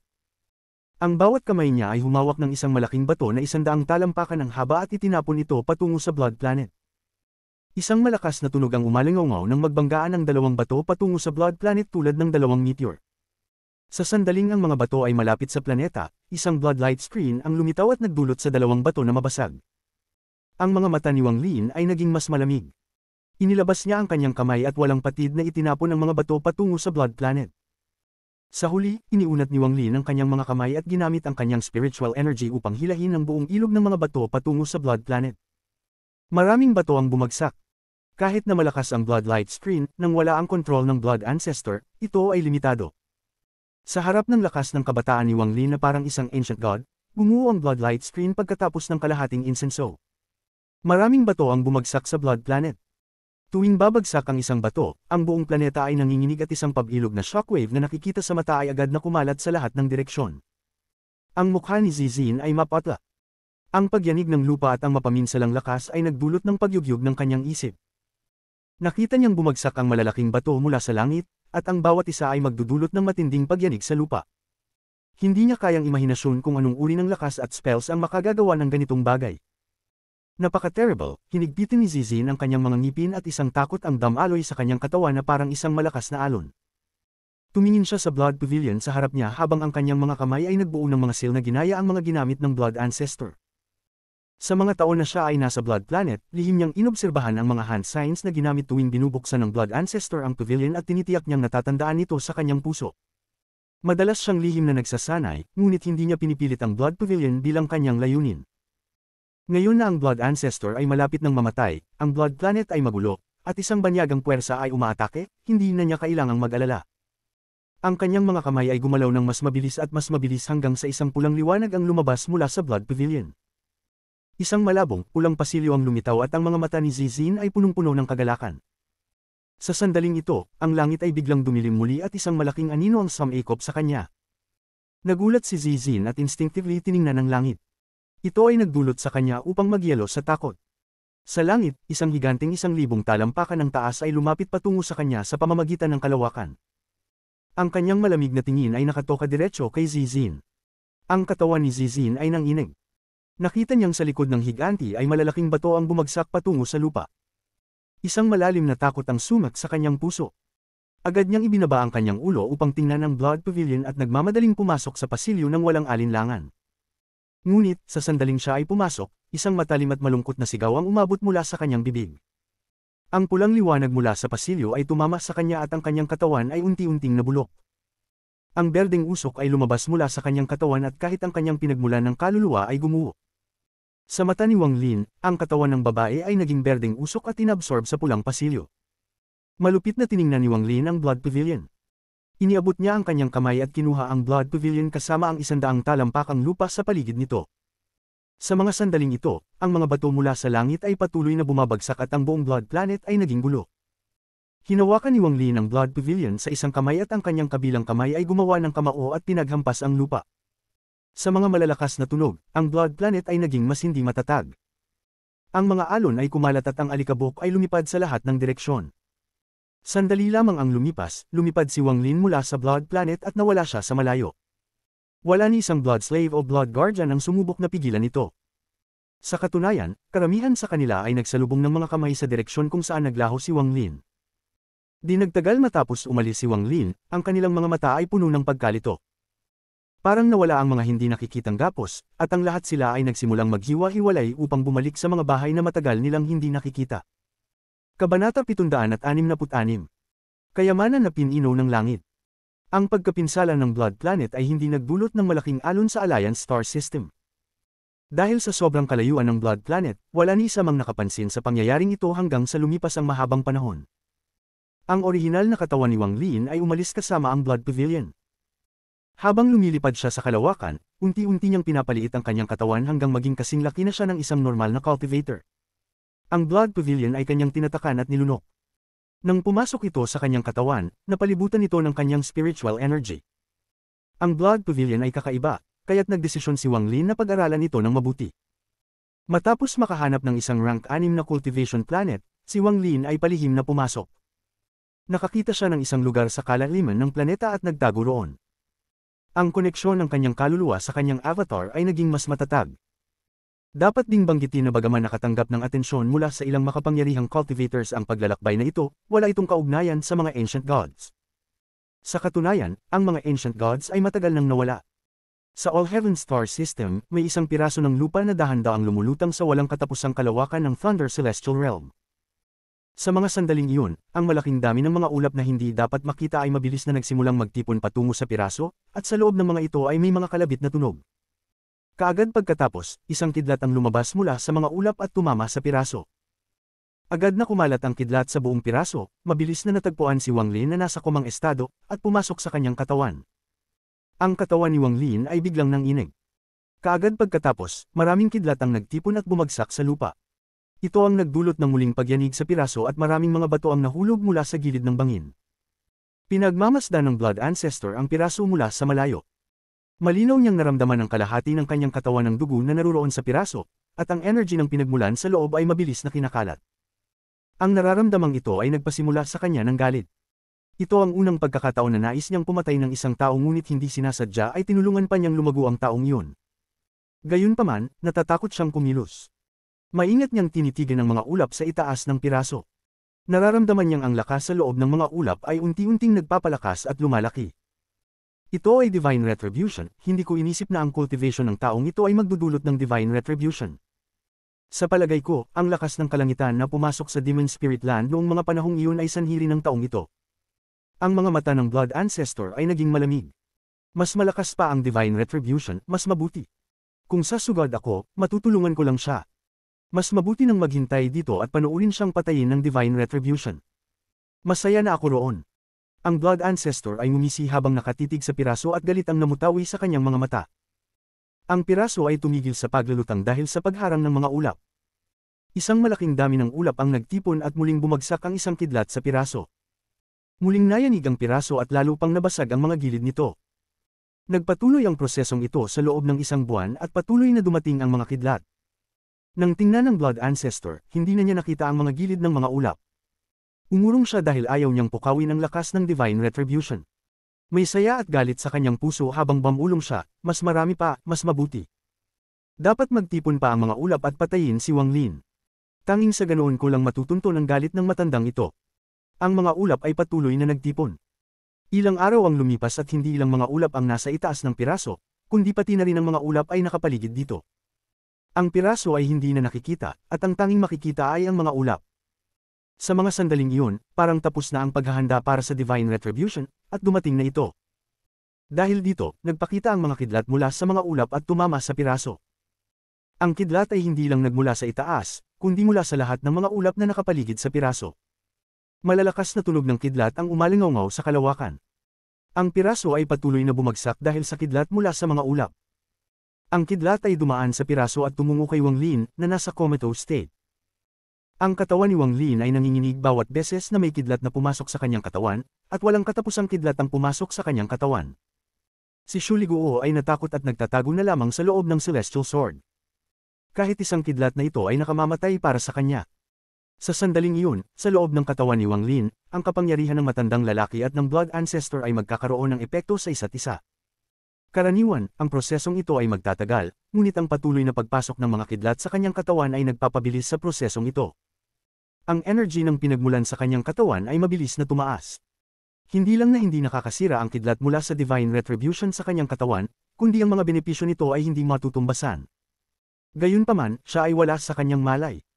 Kung siya ay gising, mas malaki pa ang benepisyo na matatamo niya sa pamamagitan ng kanyang gabay. Ang mga kidlat ay patuloy na bumabagsak sa piraso.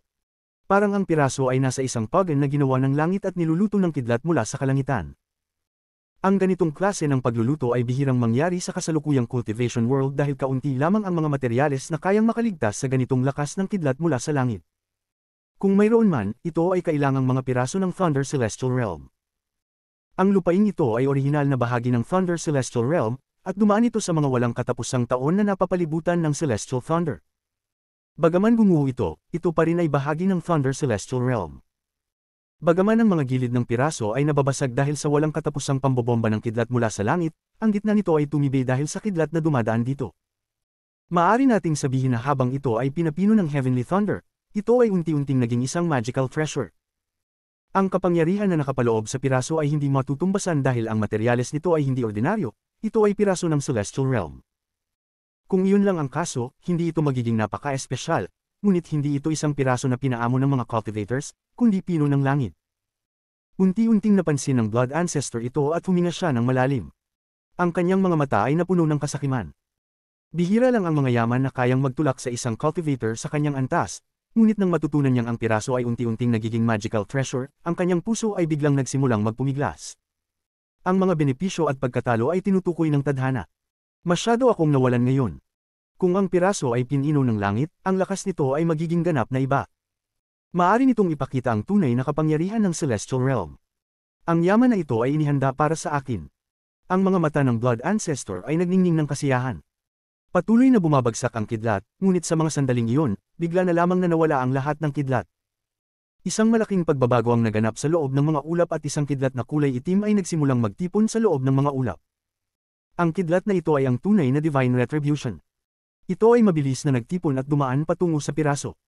Kasabay nito, si Wang Lin, na nasa kalaliman ng piraso, ay binuksan ang kanyang mga mata. Kabanata 767. Illusory. Ang itim na kidlat ay nagdala ng lakas ng langit at bumagsak sa piraso. Isang malakas na pagsabog ang umalingaw sa buong piraso at isang malaking bitik ang lumitaw.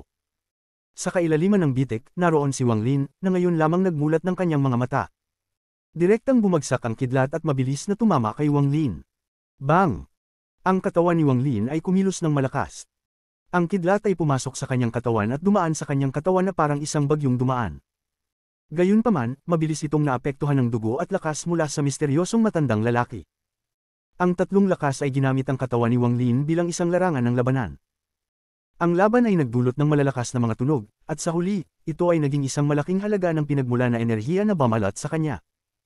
Ang kanyang pinagmula na kaluluwa ay mabilis na nilamon ang pinagmula na enerhiya at mabilis na lumaki. Ang mga mata ni Wang Lin ay nagpakita ng isang misteryosong liwanag. Siya ay nagising. Lalo na nang tamaan siya ng kidlat na ito, siya ay tuluyang nagising. Parusa ng Diyos, hinaipan ni Wang Lin ang malamig na hangin.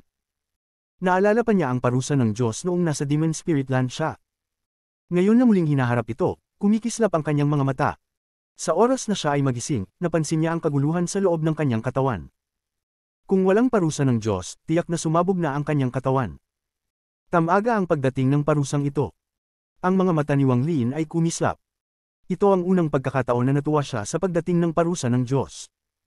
Ang kanyang kanang kamay ay dumampi sa lupa at agad siyang lumipad sa hangin ng walang pag-aalinlangan.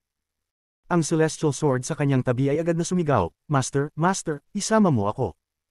Gusto ko nang bumalik sa bag ng paghahawak. Nakakatakot dito. Habang si Wang Lin ay lumilipad, inihagis niya ang kanyang kanang kamay. Lumipad ang celestial sword patungo sa kanya at itago ito sa kanyang bag. Inilagay din ang celestial mountain. Sa sandaling siya ay lumabas mula sa piraso, ang lahat ng mga ulap sa paligid ng piraso ay nagsimulang magwala.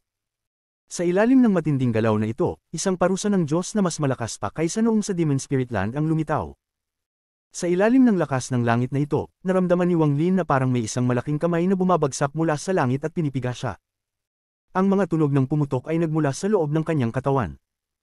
Kasabay nito, 4 na kidlat na itim ay nagtipon mula sa itaas, ibaba, kanan, at kaliwa ng piraso at mabilis na bumagsak. Kumislap ang mga mata ni Wang Lin. Inabot niya ang kanyang mga kamay at hindi na nag-atubili pa. Ang kidlat mula sa itaas ay bumagsak at tumama sa kanyang katawan. Kaagad pagkatapos, ang kidlat mula sa kaliwa at kanan ay mabilis na sumalubong. Sa wakas, ang kidlat mula sa ilalim ng piraso ay dumating. Pumasok ito sa piraso at tumama rin kay Wang Lin. Ang 4 na kidlat na itim ay damaloy na parang isang bagyong hindi matitinag sa katawan ni Wang Lin. Nagbanggaan ito sa kanyang katawan ng dugo at ang lakas mula sa misteryosong matandang lalaki. Ang banggaan na ito ay mas matindi kaysa kailanman, parang isang tunay na bagyo ang sumabog sa katawan ni Wang Lin. Ang 3 lakas ay naglabas ng malalaking halaga ng pinagmulan na enerhiya. Napakalakas ng pinagmulan na enerhiya na ito. Sa ilalim ng epekto, hindi napigilan ni Wang Lin na maglabas ng malakas na sigaw. Ang kanyang aura ay tumaas ng labis. Habang ang kanyang pinagmulan na kaluluwa ay nilamon ng pinagmulan na enerhiya, ito ay dumaan sa isang mahalagang proseso ng paglipat mula sa huling yugto ng ascendant patungo sa illusory stage. Ano ang isang pinagmulan na kaluluwa? Kung ang pagninuno ng isang tao ay hindi pa umabot sa illusory stage at dumaan sa mahalagang prosesong ito, ang tinatawag na pinagmulan na kaluluwa ay, sa katunayan, pekeng. Ang isang tunay na pinagmulan na kaluluwa ay kayang lumunin ng pinagmulan na enerhiya at makakuha ng bagong buhay mula rito. Ang mga sinaunang cultivator ay nag-cultivate ng chi. Ang chi na ito ay pinagmulan na enerhiya. Kapag ang pinagmulan na enerhiya ay nakapag-cultivate ng sapat na tagal, ito ay bubuo ng pinagmulan na kaluluwa. Ang mga cultivator ngayon ay may hakbang na pabalik. Tanging sa pagkakaroon ng pangalawang hakbang ay magagawa nilang makahabol sa mga sinaunang cultivator. Sa puntong ito, ang makapangyarihang pinagmulan na enerhiya ay damaloy sa kanyang pinagmulan na kaluluwa, na nagdulot ng matinding pagbabago sa kaluluwa. Ang kanyang pinagmulan na kaluluwa ay sumusuong sa napakahalagang hakbang patungo sa susunod na hakbang. Huling yugto ng ascendant, tuluyan ng nabuwag. Sa sandaling siya ay umaban, naramdaman ni Wang Lin ang kanyang sariling daan. Parang lahat sa mundo ay naging kristal na malinaw. Isang halakhak ang lumabas mula sa kanyang bibig. Ang halakhak na iyon ay tumagos sa mga ulap at patuloy na kumalat sa labas ng mundo. Ang Blood Ancestor ay nanunood sa mga ulap, umaasang mamatay si Wang Lin sa parusa ng Diyos. Gayunpaman, nang marinig ang halakhak na ito, nagbago ang kanyang ekspresyon.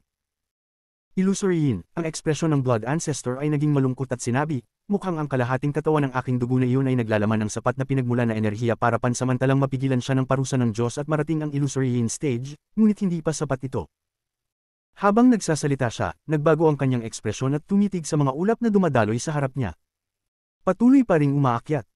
Hindi pa naramdaman ni Wang Lin ang ganitong kasiyahan. Ang lahat ng celestial spiritual energy sa kanyang katawan ay mabilis na nawawala at pinapalitan ng pinagmulan na enerhiya na dumadaloy mula sa kanyang pinagmulan na kaluluwa. Ang mga ulap sa paligid niya ay nagmukhang galit at ang lakas ng langit sa loob nito ay nagbago sa kidlat. Sa loob ng mga ulap, 8 kidlat na itim ang nagbuo at bumagsak sa katawan ni Wang Lin. Ang halakhak ni Wang Lin ay nagsimulang magulungan ng matinding saya habang ang kanyang pinagmulan na kaluluwa ay sumabog mula sa kanyang katawan. Ang kanyang pinagmulan na kaluluwa ay hindi nahugis tao. Ito ay kumuha ng anyo ng sinaunang Thunder Dragon. Habang ang 8 kidlat na itim ay bumagsak, ang kanyang Ancient Thunder Dragon Origin Soul ay nilamon ito. Nilamon niya ang 8 kidlat na itim ng sunod-sunod at bumalik sa kanyang katawan bago ito ilabas. Ang katawan ng dugo at ang lakas ng matandang lalaki ay muling sumabog, at kapalit nito ay nakakuha siya ng mas maraming pinagmulan na enerhiya. Tumaas muli ang antas ng pagninuno ni Wang Lin sa ilalim ng epekto ng pinagmulan na enerhiya na inilabas. Ang kanyang illusory yin na pagninuno ay naging matatag at nagsimula ng magtulak patungo sa rurok ng illusory yin stage. Ang illusory yin at corporeal yang na mga yugto ay ang paglipat sa pagitan ng unang at pangalawang hakbang ng pagninuno. Ito ay nilayon upang magkaroon ng perpektong balanse ng yin at yang. Ang illusory yin na yugto ay ang pagbabago ng pinagmulan na kaluluwa, habang ang corporeal yang na yugto ay ang pagkawala ng lahat ng celestial spiritual energy at pagpapalit nito ng pinagmulan na enerhiya. Ang prosesong ito ay tinatawag na origin transformation. Ito ay upang baguhin ang isang cultivator upang maging katulad ng mga sinaunang cultivator. Matapos mawala ang mga sinaunang cultivator at bumuo ang celestial realm, kakaunti lamang ang nakalagpas ng dalawang realms pagdating sa yin at yang stage, ngunit ang mga nakagawa nito ay nagkaroon ng kamanghamanghang tagumpay at nakatayo sa rurok ng pangalawang hakbang. Kahit ang All-Seer ay gumugol ng 300 taon upang dumaan sa dalawang realms na ito. Si Ling Tianhao ay gumugol ng 800 taon at ang Blood Ancestor ay gumugol ng halos 1,000 taon. Wala itong kinalaman sa talento. Ang pinakamalaking dahilan ay ang pinagmulan na enerhiya. Sa puntong ito, si Wang Lin ay patuloy na umuusad patungo sa direksyong iyon. Ang parusa ng Diyos ay parang mga nutrisyon, at ang katawan ng dugo at ang lakas mula sa matandang lalaki ay ang pinagmulan na enerhiya na nagpapaandar sa prosesong ito. Ang Blood Ancestor ay tumitig sa mga ulap sa harap niya at ang pagnanasa ng pagpatay sa kanyang mga mata ay naging mas malupit. Pumunta ako upang patayin siya, ngunit sa halip, binigyan ko siya ng napakalaking swerte. Hindi ko tatanggapin ito. Sa ibabaw ng piraso sa loob ng mga ulap, inangat ni Wang Lin ang kanyang ulo. Ang kanyang mga mata ay maliwanag at may halong pananibik. Ang mga tunog ng kidlat ay nagsimula na mula sa ulap habang isang kidlat na may 7 kulay ang mabilis na nagbuo. Kabanata 768. Corporeal Yang. Counter-attack. Wang Lin ay hindi kailanman umaasa na babagsak ang banal na paghihiganti tulad ng araw na iyon. Tumingin siya sa 7 kulay na kidlat na nagtitipon sa loob ng mga ulap. Mula sa lahat ng mga banal na paghihiganti na naranasan niya, ito ang kauna-unahang pagkakataon na nakakita siya ng 7 kulay na kidlat. Mabilis na nagtipon ang mga ulap na may 7 kulay, at naglalaman ang mga ito ng makapangyarihang kapangyarihan ng kalangitan. Sa ilalim ng presyon, mga tunog ng pagputok ang nagmula sa piraso sa ilalim ni Wang Lin. Ang mga gilid ng piraso ay muling bumagsak. Ang sukat nito ay mabilis na nagbabago, ngunit habang ito ay lumiit, mas lalo itong naging nakakatakot ang tibay. Ang mga mata ni Wang Lin ay kumikislap ng maliwanag at ang malalaking halaga ng orihinal na enerhiya ay dumadaloy sa kanyang katawan. Hindi lang ang kanyang puso ang mabilis na tumitibok, kundi pati na rin ang vibrasyon mula sa kanyang orihinal na kaluluwa ay nagpapabilis sa siklo ng orihinal na enerhiya sa loob ng kanyang katawan. Isang makapangyarihang pakiramdam ang dumating sa puso ni Wang Lin. Hindi pa siya nakaranas ng ganitong kontrol sa pakiramdam na ito noon. Itinaas ni Wang Lin ang kanyang kanang kamay at bumuo ng kamao. Sa wakas, nararanasan niya ang pakiramdam ng malamig na pagtitig sa mundo matapos makuha ang kontrol sa kapangyarihan ng mundo. Malinaw niyang naramdaman ang kanyang sariling pagsulong na lumalagpas sa limitasyon ng unang hakbang ng pagsasanay. Tinutuklasan niya ang rurok ng huling bahagi ng ascendant at nakarating na siya sa illusory yin na yugto. Banal na paghihiganti, magpakita ka ng lakas. Ang ekspresyon ni Wang Lin ay naging mabagsik habang tinitingnan ng langit. Sa puntong iyon, mabilis na nagtipon ng 7 kulay na kidlat at naglabas ng isang sinag ng 7 kulay na liwanag. Naglabas ito ng isang kakaibang tunog at pagkatapos ay biglang bumagsak. Ang tunog na iyon ay parang tunog ng demonyo na kayang makapinsala sa puso ng isang tao. Maraming pamilyar na mga mukha ang lumitaw sa paligid ni Wang Lin, ngunit nanatiling kalmado ang kanyang mga mata. Ang 7 kulay na kidlat ay bumagsak ng may malakas na tunog. Parang nais nitong sirain ang lahat ng daraanan nito habang bumabagsak papunta kay Wang Lin mula sa langit. Sa isang iglap, tumama ang kidlat sa kanyang katawan. Isang napakalakas na tunog ng pagsabog ang umalingaw sa piraso at pinalitan ng lahat. Nang pumasok ang lakas ng kidlat sa kanyang katawan, agad na napatumba si Wang Lin sa lupa. Ang kanyang katawan ay pinipilit pumasok sa ilalim ng lupa. Ang dugo at kapangyarihan ng matandang misteryoso ay mabilis na nagigting at nakipaglaban sa lakas ng banal na paghihiganti. Balik ka pa. Ang katawan ni Wang Lin ay tumalon mula sa lupa. Ang kidlat ay dumaan sa buong katawan niya at ang kanyang buhok ay gumalaw kahit walang hangin. Ang kasalukuyang Wang Lin ay parang isang celestial na demonyo. Hindi kayang kontrahin ang kapangyarihan ng kalangitan. Sa puntong ito, lahat ng mga ulap sa paligid ng piraso ay naging galit. Ang mga ulap ay umiikot at 7 kulay na kidlat ang bumagsak na parang ulan papunta kay Wang Lin. Pati ang piraso ay nalunod sa pagbagsak ng kidlat na ito. Ang tunog ng kidlat ay ang tanging tunog na naririnig. Sa puntong ito, parang si Wang Lin ay nasa impyerno ng kidlat, na ang 7 kulay na kidlat ay nasa lahat ng dako. Ang piraso ay patuloy na sumasabog hanggang sa may natira na lang na mga 10,000 talampakan. Para bang si Wang Lin ay nasa pagan ng kalangitan habang ang mga kidlat ay patuloy na bumabagsak sa kanya. Maraming bitik ang lumitaw sa buong katawan ni Wang Lin at mabilis na kumalat. Kasabay nito, ang katawan ng dugo na pumasok sa kanyang katawan ay ganap na bumagsak at naglalabas ng walang katapusang halaga ng orihinal na enerhiya sa loob ng orihinal na kaluluwa ni Wang Lin. Ang makapangyarihang pakiramdam ay muling dumating sa katawan ni Wang Lin. Malinaw niyang naramdaman na ang kanyang pagsasanay ay muling tumaas. Mula sa matatag na illusory yin hanggang sa rurok ng illusory yin, at patuloy pang umaakyat. Malapit na itong makarating sa corporeal yang na yugto. Konti na lang. Ang mga mata ni Wang Lin ay kumislap ng maliwanag. Ang katawan ng dugo ng Blood Ancestor ay bumagsak at wala nang naiwan. Ngunit marami pa ring enerhiya mula sa matandang misteryoso. May pakiramdam si Wang Lin na kung hindi niya ito alisin, magkakaroon ito ng malaking epekto sa kanyang katawan.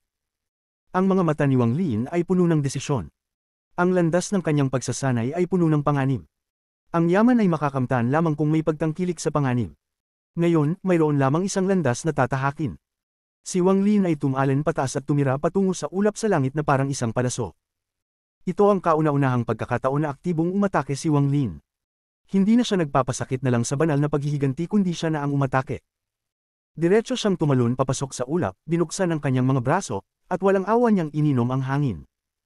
Sa puntong iyon, isang kaluskos ang narinig mula sa mga ulap na parang ang ingay ng isang mabagsik na hayop. Sa isang saglit, ang lahat ng mga ulap ay nagtipon at lahat ng kidlat ay bumagsak kay Wang Lin na parang mabagsik na ulan. Si Wang Lin ay tumawa ng malakas habang ang kanyang orihinal na kaluluwa ay kumalat at nilamon ang kidlat. Ang enerhiya na iniwan ng matandang tao ay mabilis na damaloy sa kanyang orihinal na kaluluwa, at sa ilalim ng walang katapusang pagbagsak ng kidlat, naglabas ito ng isang malaking halaga ng orihinal na enerhiya. Ito ay isang pagkakataon, ang pinakamalaking pagkakataon na naranasan ni Wang Lin mula nang magsimula siyang mag-aral, maliban na lang sa pagkakataon na makita ang ikatlong hakbang. Ang antas ng kanyang pagsasanay ay tumaas ng mabilis habang nilalamon ang mga ulap. Sa puntong iyon, nakalimutan ni Wang Lin ang mga ulap at ang enerhiya mula sa matandang tao. Binuksan niya ang kanyang bibig at nilamon ang malalaking piraso ng ulap. Habang patuloy siyang sumisipsip, ang mga ulap ay unti-unting lumiit at hindi na gaanong makapal.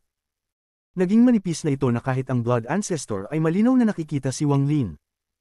Ang Blood Ancestor ay huminga ng malamig na hangin habang tinitingnan si Wang Lin. Nang makita niyang nilalamon ni Wang Lin ang mga ulap, halos hindi siya makapaniwala at dumura, baliw. Si Wang Lin ay baliw. Walang sino man ang magtangkang magsimula ng paghihiganti. Hindi ko siya pwedeng payagan na magpatuloy. Ang mga mata ng Blood Ancestor ay kumislap at agad siyang tumalan pasulong. Matapos ang matinding pagpapahina, siya ay nasa rurok na ng corporeal yang na yugto, isang hakbang na lang mula sa Nirvana Scryer na yugto. Ngunit tiwala siyang sapat na yun upang patayin si Wang Lin. Siya ay naging isang anino ng dugo at tumakbo direkta patungo kay Wang Lin sa loob ng mga ulap. Sa puntong iyon sa loob ng mga ulap, biglang naramdaman ni Wang Lin ang isang pakiramdam ng panganib na papalapit sa kanya. Ang mga mata niya ay naging malamig at agad niyang nakita ang anino ng dugo na tumatakbo papunta sa kanya sa pamamagitan ng mga ulap. Blood Ancestor. Si Wang Lin ay ngumisi habang siya ay umatras pabalik sa mga ulap. Ang Blood Ancestor ay nagpakita ng isang malupit na ekspresyon sa labas ng mga ulap at kinagat ang kanyang mga ngipin bago tumakbo papasok. Nang pumasok siya, naramdaman niya ang lakas ng kapangyarihan ng kalangitan. Wala siyang orihinal na kaluluwa ng sinaunang Thunder Dragon tulad ni Wang Lin at ang kanyang pagsasanay ay lubhang hamina. Nang humarap siya sa banal na paghihiganti, nakaramdam siya ng takot.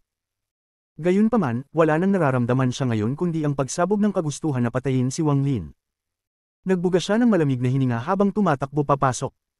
Hindi nagtagal, nakita niya si Wang Lin na tinamaan ng walang katapusang kidlat sa loob ng mga ulap. Parang nakakita siya ng ilusyon. Nang makita niya si Wang Lin, naramdaman niyang hindi siya nakakita ng tao kundi isang Thunder Dragon. Habang tinitingnan ni Wang Lin ang papalapit na Blood Ancestor, itinaas niya ang kanyang kamay at pinutol ito. Ang Heavenly Chop ay agad na lumabas at ang kanang kamay ng Blood Ancestor ay bumuo ng seal na lumikha ng isang anino ng dugo. Ang anino ng dugo ay tumakbo palabas at nakipagbanggaan sa Heavenly Chop bago ito agad na gumuho. Ang Blood Ancestor ay kumunat ang noo at nagbuntong hininga. Kung hindi lang bumagsak ang kanyang antas ng pagsasanay, hindi sana gumuho ang anino ng dugo na iyon. Balak niyang gamitin ang isa pang spell nang makita niyang umatras si Wang Lin pabalik sa mga ulap. Si Wang Lin ay patuloy na gumagamit ng Heavenly Chops nang walang takot sa halaga ng orihinal na enerhiya. Sa puntong ito, si Wang Lin ay may napakaraming orihinal na enerhiya sa kanyang katawan. Ang Heavenly Chops ay parang mga blades ng batas na dumaan sa mga ulap patungo sa Blood Ancestor. Ang Blood Ancestor ay nagbuga ng malamig na hininga at ang kanyang kamay ay bumuo ng sail. Nagkaroon ng kislap ng dugo na lumikha ng mga runa at pagkatapos ay gumuho lahat ang mga ito sa isang iglap. Nagdulot ito ng pag-urong ng mga ulap sa paligid niya ng 10 talampakan. Ang mga mata ni Wang Lin ay kalmado habang siya ay nagtatago sa loob ng mga ulap at mabilis na umatras. Kasabay nito, patuloy siyang sumisipsip ng malalaking ulap, kaya't pumasok ang maraming kidlat sa kanyang katawan. Ang enerhiya mula sa matandang tao ay mabilis na nawawala. Ang Blood Ancestor ay tinutok si Wang Lin at tumakbo papasok. Dalawang bola ng dugo ang bumuo sa kanyang kamay at pagkatapos ay tumakbo ng direkta kay Wang Lin. Nais niyang tapusin ito agad. May nararamdaman siyang panganib sa loob ng mga ulap, at habang tumatagal ito, lalo siyang natatakot na magkamishap. Kung wala siya sa mga ulap ng banal na paghihiganti, hindi magiging mahirap para sa Blood Ancestor na makamit ang layunin dahil mas mataas ang kanyang antas ng pagsasanay. Ngunit sa loob ng mga ulap ng banal na paghihiganti, magiging mahirap patayin si Wang Lin. Ang Thunder Origin Soul ni Wang Lin ay parang isda sa tubig. Ang enerhiya mula sa misteryosong matanda ay pinapalakas ang lahat ng kidlat na pumapasok sa kanyang katawan. At higit sa lahat, naroon din ang malakas na pag-agos ng orihinal na enerhiya sa kanyang katawan. Lahat ng ito ay nagbigay daan kay Wang Lin na gawin ang nais niyang gawin sa loob ng mga ulap.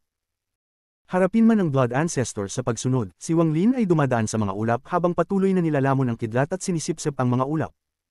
Ang mga ulap ay unti-unting lumiit. Sa sandaling ito, biglang nayanig ang katawan ni Wang Lin.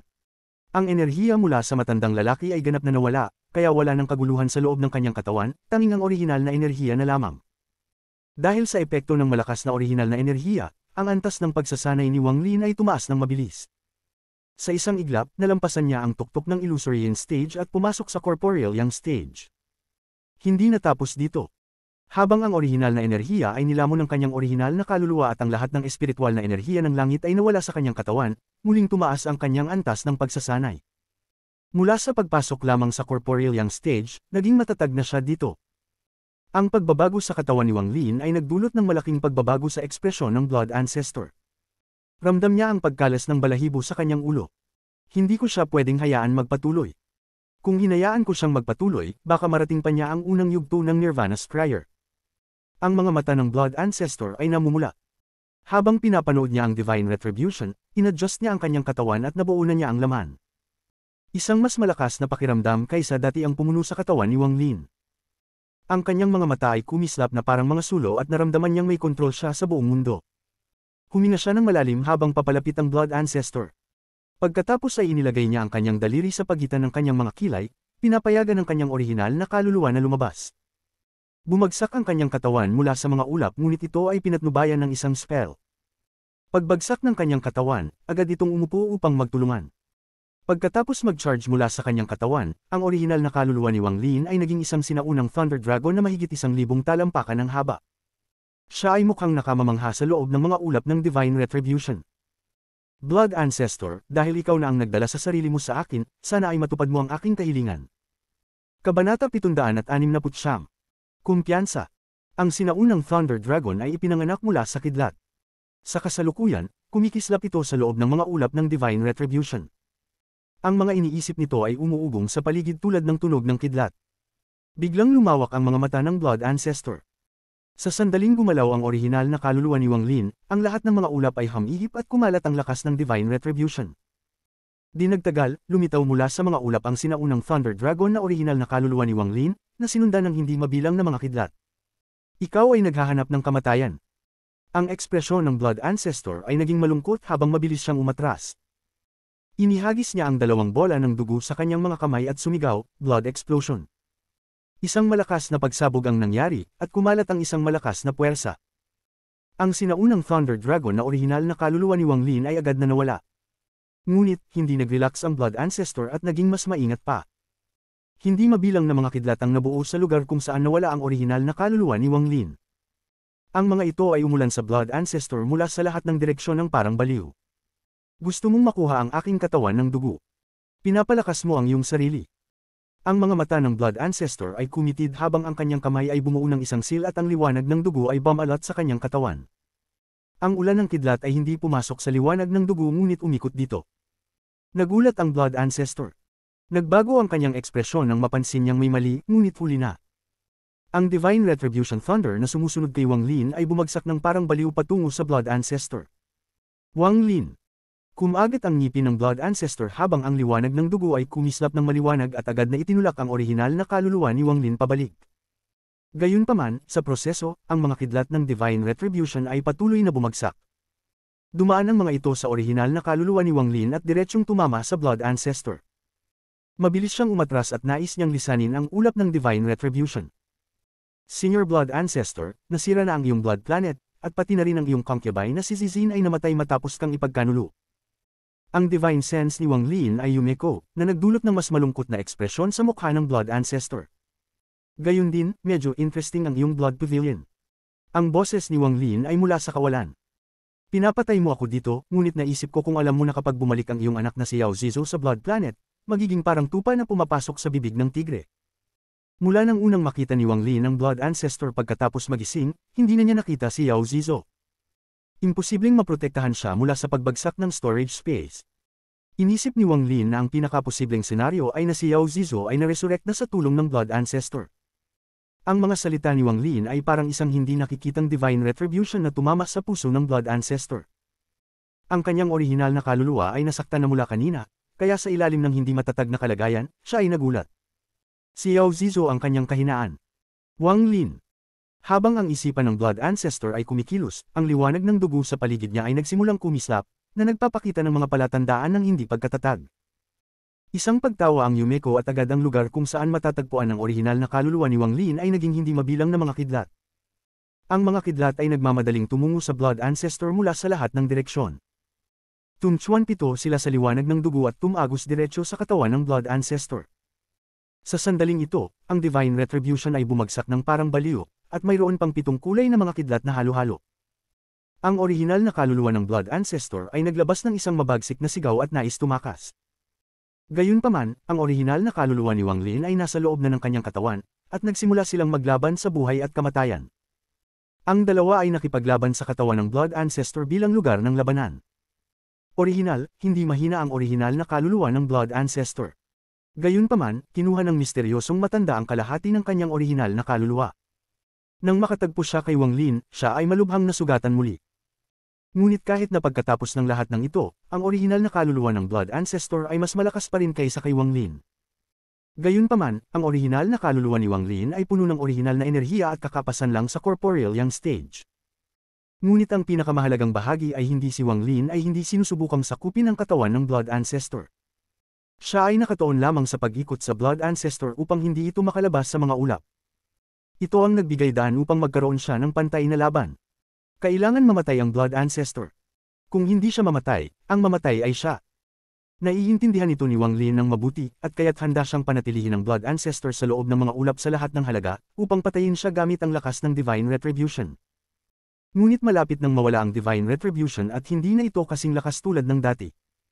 Gayunpaman, bawat kidlat na tumama sa Blood Ancestor ay nagpapatalim sa kanya. Ang kalahati ng puwersa ng Divine Retribution ay sisir sa kanya at ang kalahati ay sisipsipin ni Wang Lin. Ang malalakas na tunog ng kidlat ay patuloy na bumagsak at mabilis na nawala ang mga ulap. Isang nakamamatay na puwersa ang nagsimulang mabuo sa loob ng mga ulap na nawawala.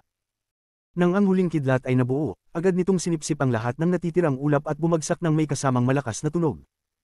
Ito ang huling galit mula sa langit, at ang atake na ito ay siguradong papatay. Ang krisis ng kamatayan ay agad na sumikop sa Blood Ancestor. Siya ay nakakulong ng orihinal na kaluluwa ni Wang Lin at hindi makatakbo. Gumawa siya ng malupit na desisyon habang kinagat ang dulo ng kanyang dila at bumuga ng isang malaking halakhak ng dugo. Blood Seal.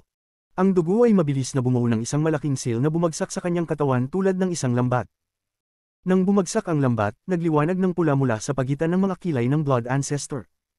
Ang orihinal na kaluluwa nito ay sumugod palabas at sa isang iglap ay lumitaw sa labas ng mga ulap. Wang Lin, isinusumpa ko na isuko ko ang katawan ng dugo. Hindi ka makatatakas sa seal, kaya tiisin mo ang Divine Retribution. Puno siya ng hindi maipaliwanag na galit habang tumatakbo siya palabas, ngunit hindi na siya lumingon habang mabilis na tumakas. Ngayon, siya ay nasa isang lubhang miserable na kalagayan. Kulang siya ng kalahati ng kanyang orihinal na kaluluwa at nawalan ng katawan. Kung hindi siya tumakas ngayon gamit ang nasirang orihinal na kaluluwa at kung hindi mamatay si Wang Lin, ang mga kahihinatnan ay magiging hindi maisip.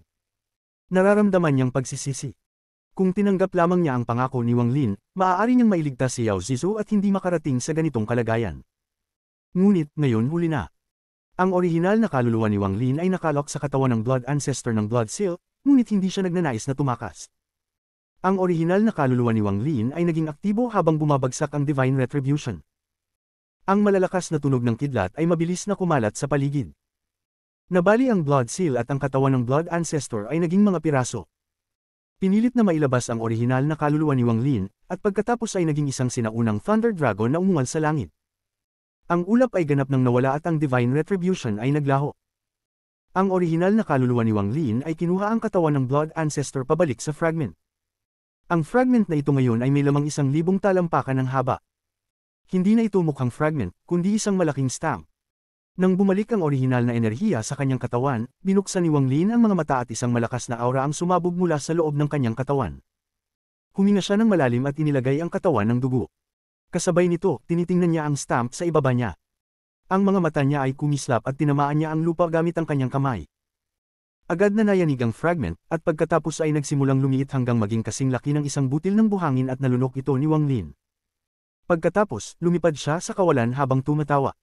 Sa sandaling ito, si Wang Lin ay nasa corporeal yang stage. Bagamat hindi pa siya nasa tuktok, hindi siya malayo roon. Ang katawan niya ay puno ng orihinal na enerhiya, ngunit karamihan nito ay hindi pa na-absorb. Kapag na-absorb ito, agad siyang magiging nasa tuktok ng corporeal yang stage at magiging mas malapit sa pagiging tunay na second step cultivator. Maliban sa ilang tao, wala nang makakapantay kay Wang Lin sa Thunder Celestial Realm. Ang kasalukuyang siya, gamit ang kanyang mga spells at magical treasures, tulad ng Celestial Realm Fragment at mga tunog ng hayop, kahit na hindi siya mananalo kapag nakatagpo ng isang taong bagong pumasok sa second step, magiging kwalipikado siyang makipaglaban. Ang pressure mula sa pagtakas mula sa Alliance Star System patungo sa All Heaven Star System ay ganap na nawala. Ang Divine Sense ni Wang Lin ay kumalat at mabilis siyang tumungo sa lugar kung saan tumakas ang Blood Ancestor. Pagpatay sa ugat upang hindi mag-iwan ng anumang problema sa hinaharap. Kumislap ang mga mata ni Wang Lin. Ang kanyang corporeal yang cultivation ay na-activate at ang kanyang bilis ay naging ilang beses na mas mabilis kaysa dati. Para siyang isang meteor na tumatakbo sa kawalan. Isang malakas na pakiramdam ng tiwala sa sarili ang lumitaw sa kanyang puso. Ang tiwala na ito ay hindi gaanong may kinalaman sa kanyang cultivation. Ito ay isang tiwala mula sa isang cultivator na tumutukoy sa langit. Ang ibig sabihin, kahit ang mga malalakas na cultivators tulad ng Blood Ancestor, ang All-Seer, Ling Tianhao, at iba pang mga tao ay hindi invincible. Ang tingin ni Wang Lin ay matibay at nagpakita siya ng isang pikan ng ngiti. Pati ang All-Seer ay hindi akalaing ang kanyang disipulo mula sa isang semi-wasted planet ay pinilit ang Blood Ancestor sa ganitong kalagayan dahil sa isang serye ng mga pagkakataon. Ngunit, may marahil na tumulong sa akin. Kung hindi magiging ganito kaina ang Blood Ancestor nang makita ko siya. Ang mga mata ni Wang Lin ay kumitid. Ang duda na ito ay patuloy na naruroon sa kanyang puso. Sa sandaling ito sa isang fragment sa harap ni Wang Lin, tumatakas si Li Yuan na may maputlang ekspresyon. Ang kanyang kanang braso ay wala na at may dumadaloy na dugo mula dito. Maraming sugat ng espada sa kanyang katawan, ang pinakanakakagulat ay ang sugat sa kanyang tiyan. Pati ang orihinal niyang kaluluwa ay nasugatan at nagpapakita ng mga senyales ng pagbagsak. Kung hindi dahil sa mga spell ng kanyang pamilya, patay na siya ngayon. Isang aura ng kamatayan ng bumalot sa katawan ni Li Yuan. Nagpakita siya ng mapait na ngiti at hindi pagkakasunduan. Gusto niyang lumaban, ngunit ang kabilang panig ay may sinaunang salamin na kayang sirain ang mga restriction. Tumulong din siya kay Wang Lin at ginamit ang kanyang heart restriction, at hindi pa ito gumaling. Maliban kung makalikha siya ng distansya, hindi siya makakapagtago sa maikling panahon. Ang mga pook lamang na may mga mana mula sa Celestial Realm ang may sinaunang salamin na kayang sirain ang mga restriction. Kung ang pamilya Liko ay malakas pa, ang mga tao dito ay magiging mga clown lang, ngunit ngayon. Alas, Brother Shu, hindi ko magagampanan ng pangako kung ibigay sa iyo ang restriction heart. Hindi ito ang aking kagustuhan. Kuya, mukhang marami siyang mga yaman, at sila ay malakas. Gustong-gusto ko ang Celestial Sword na ito. Sa likod ni Li Yuan ay 3 tao na casual na sumusunod sa kanya. Ang 3 tao ay binubuo ng 2 lalaki at 1 babae. Ang babae ay napakaganda at ang mga mata nito ay may nakakaakit na alindog. Kasalukuyan niyang hawak ang isa sa mga Celestial Sword na nakuha ni Li Yuan mula sa Celestial Storage Space. Ang dalawang lalaki ay isa ay bata at isa ay matanda. Ang bata ay ngumiti habang tinitingnan ng babae at kalmadong nagsabi, mayroon pang 8 pa siyang sword. Dahil gusto ito ni Junior Sister Zia, kapag nakuha ko ito at tanungin kung saan niya nakuha, ibibigay ko lahat sa iyo. Ang cultivation ng lalaking ito ay nasa peak ng late ascendant stage, ngunit hindi simpleng tao ang matandang lalaki. Kung nandyan si Wang Lin, agad niyang matutukoy na ang matandang lalaki ay nasa peak ng illusory yin stage. Kabanata 770. Yao Family, Bahagi 1. Sa walang hanggan, pabilis ang galaw ni Wang Lin habang mas lalo niyang nakikilala ang kanyang pagkakultibo sa corporeal yang. Ang enerhiya ng pinagmulan sa kanyang katawan ay naging siksik, at habang umiikot ito sa kanyang katawan, naramdaman niya ang kaunting hindi komportable. Bawat hakbang na kanyang tinatahak ay naglalaman ng enerhiya ng pinagmulan, na nagbigay sa kanya ng pakiramdam na para siyang sumasabog sa espasyo. Ito ay isang malaking pagkakaiba mula sa dati. Sa kasalukuyan, medyo hindi siya magkatugma at may bahagyang pagkakahaplos sa kanyang katawan. Nahulog din siya sa isang pakiramdam na para siyang naging isa sa mundo. Basta tiniisip niya ito, tiyak niyang magagawa niya. Habang lumalakas ang pakiramdam na ito, isang sigla ang nagmula sa kanyang puso. Sa wakas, ang sigla ay lumakas pa. Tinitigan niya ang walang hanggan at pakiramdam niya ay talagang magsasama siya sa mundo. Parang ang walang hanggan sa mundo ay kanyang katawan, ngunit medyo absurd ang pakiramdam na ito.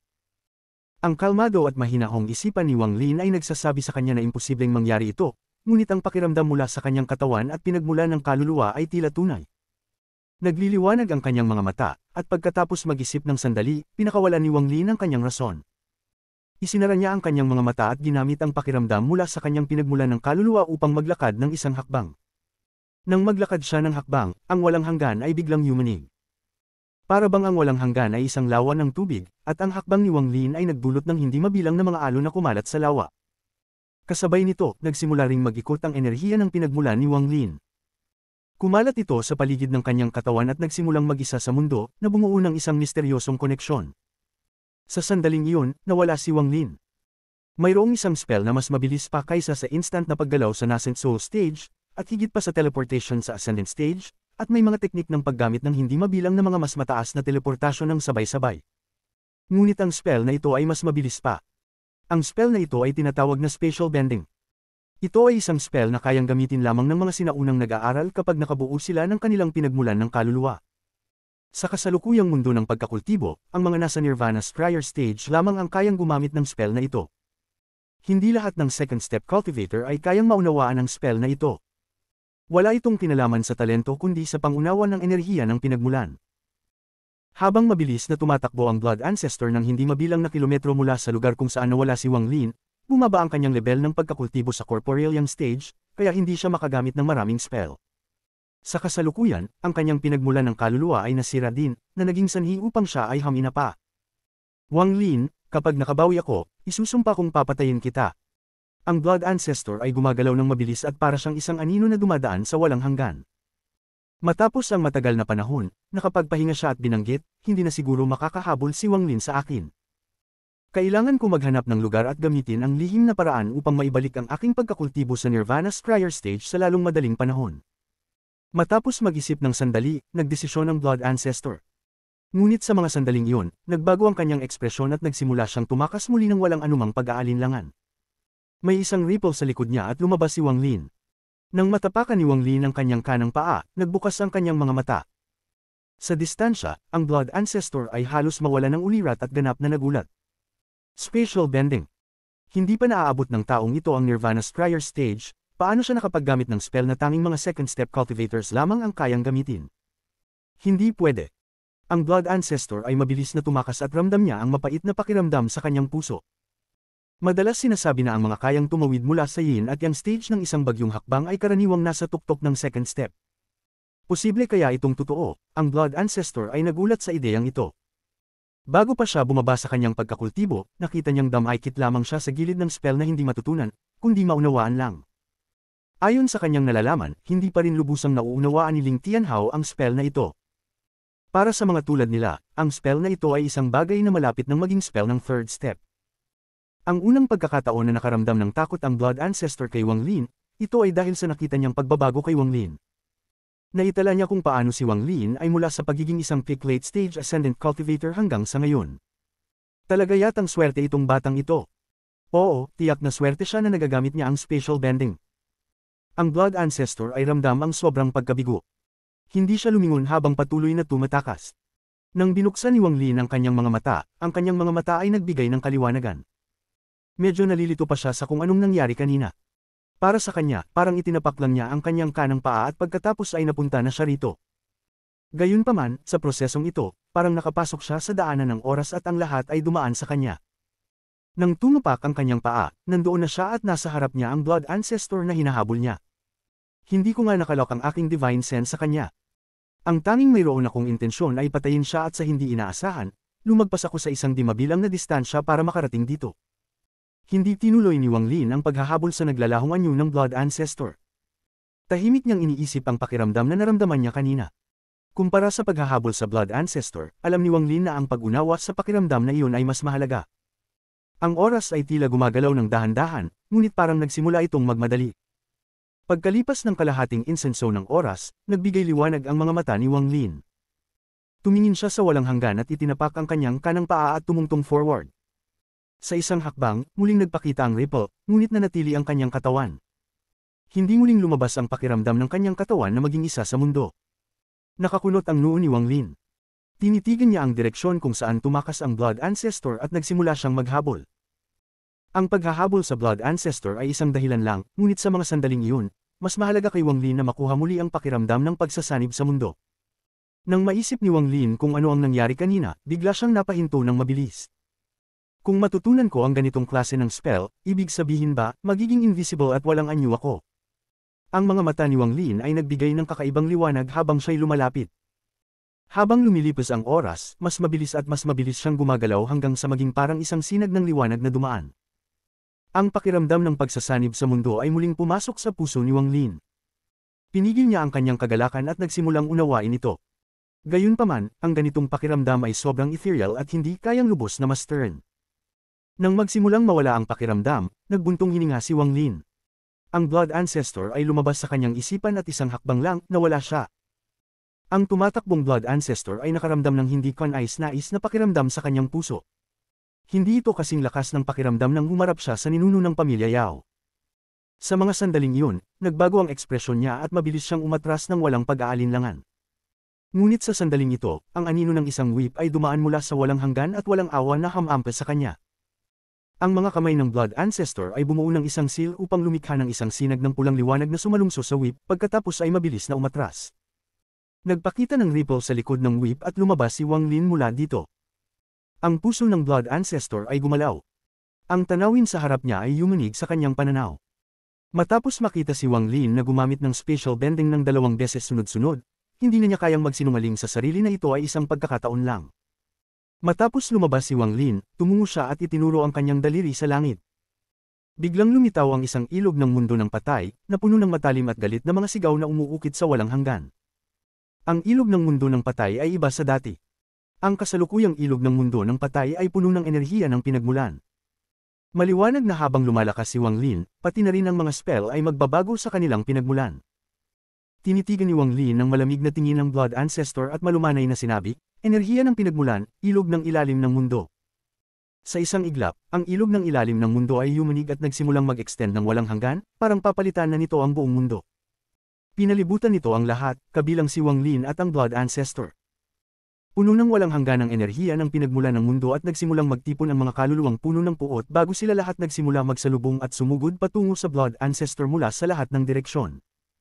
Ang ekspresyon ng Blood Ancestor ay labis na malungkot. Sa ngayon, siya ay isang pinagmulan ng kaluluwa lamang at labis na mahina. Ang ilog ng ilalim ng mundo ay lalo pang nagpapahina sa kanya, ngunit ang Blood Ancestor ay nananatiling Blood Ancestor. Kahit ngayon, magiging mahirap pa ring patayin siya ni Wang Lin. Sa kabila ng pagiging napapaligiran ng ilog ng ilalim ng mundo, ang kanyang mukha ay nagpakita ng isang sinag ng kapangyarihan. Ang kanyang 2 kamay ay bumuo ng mga seal at ang kanyang katawan ay nagpakawalan ng nakakasilaw na pulang liwanag.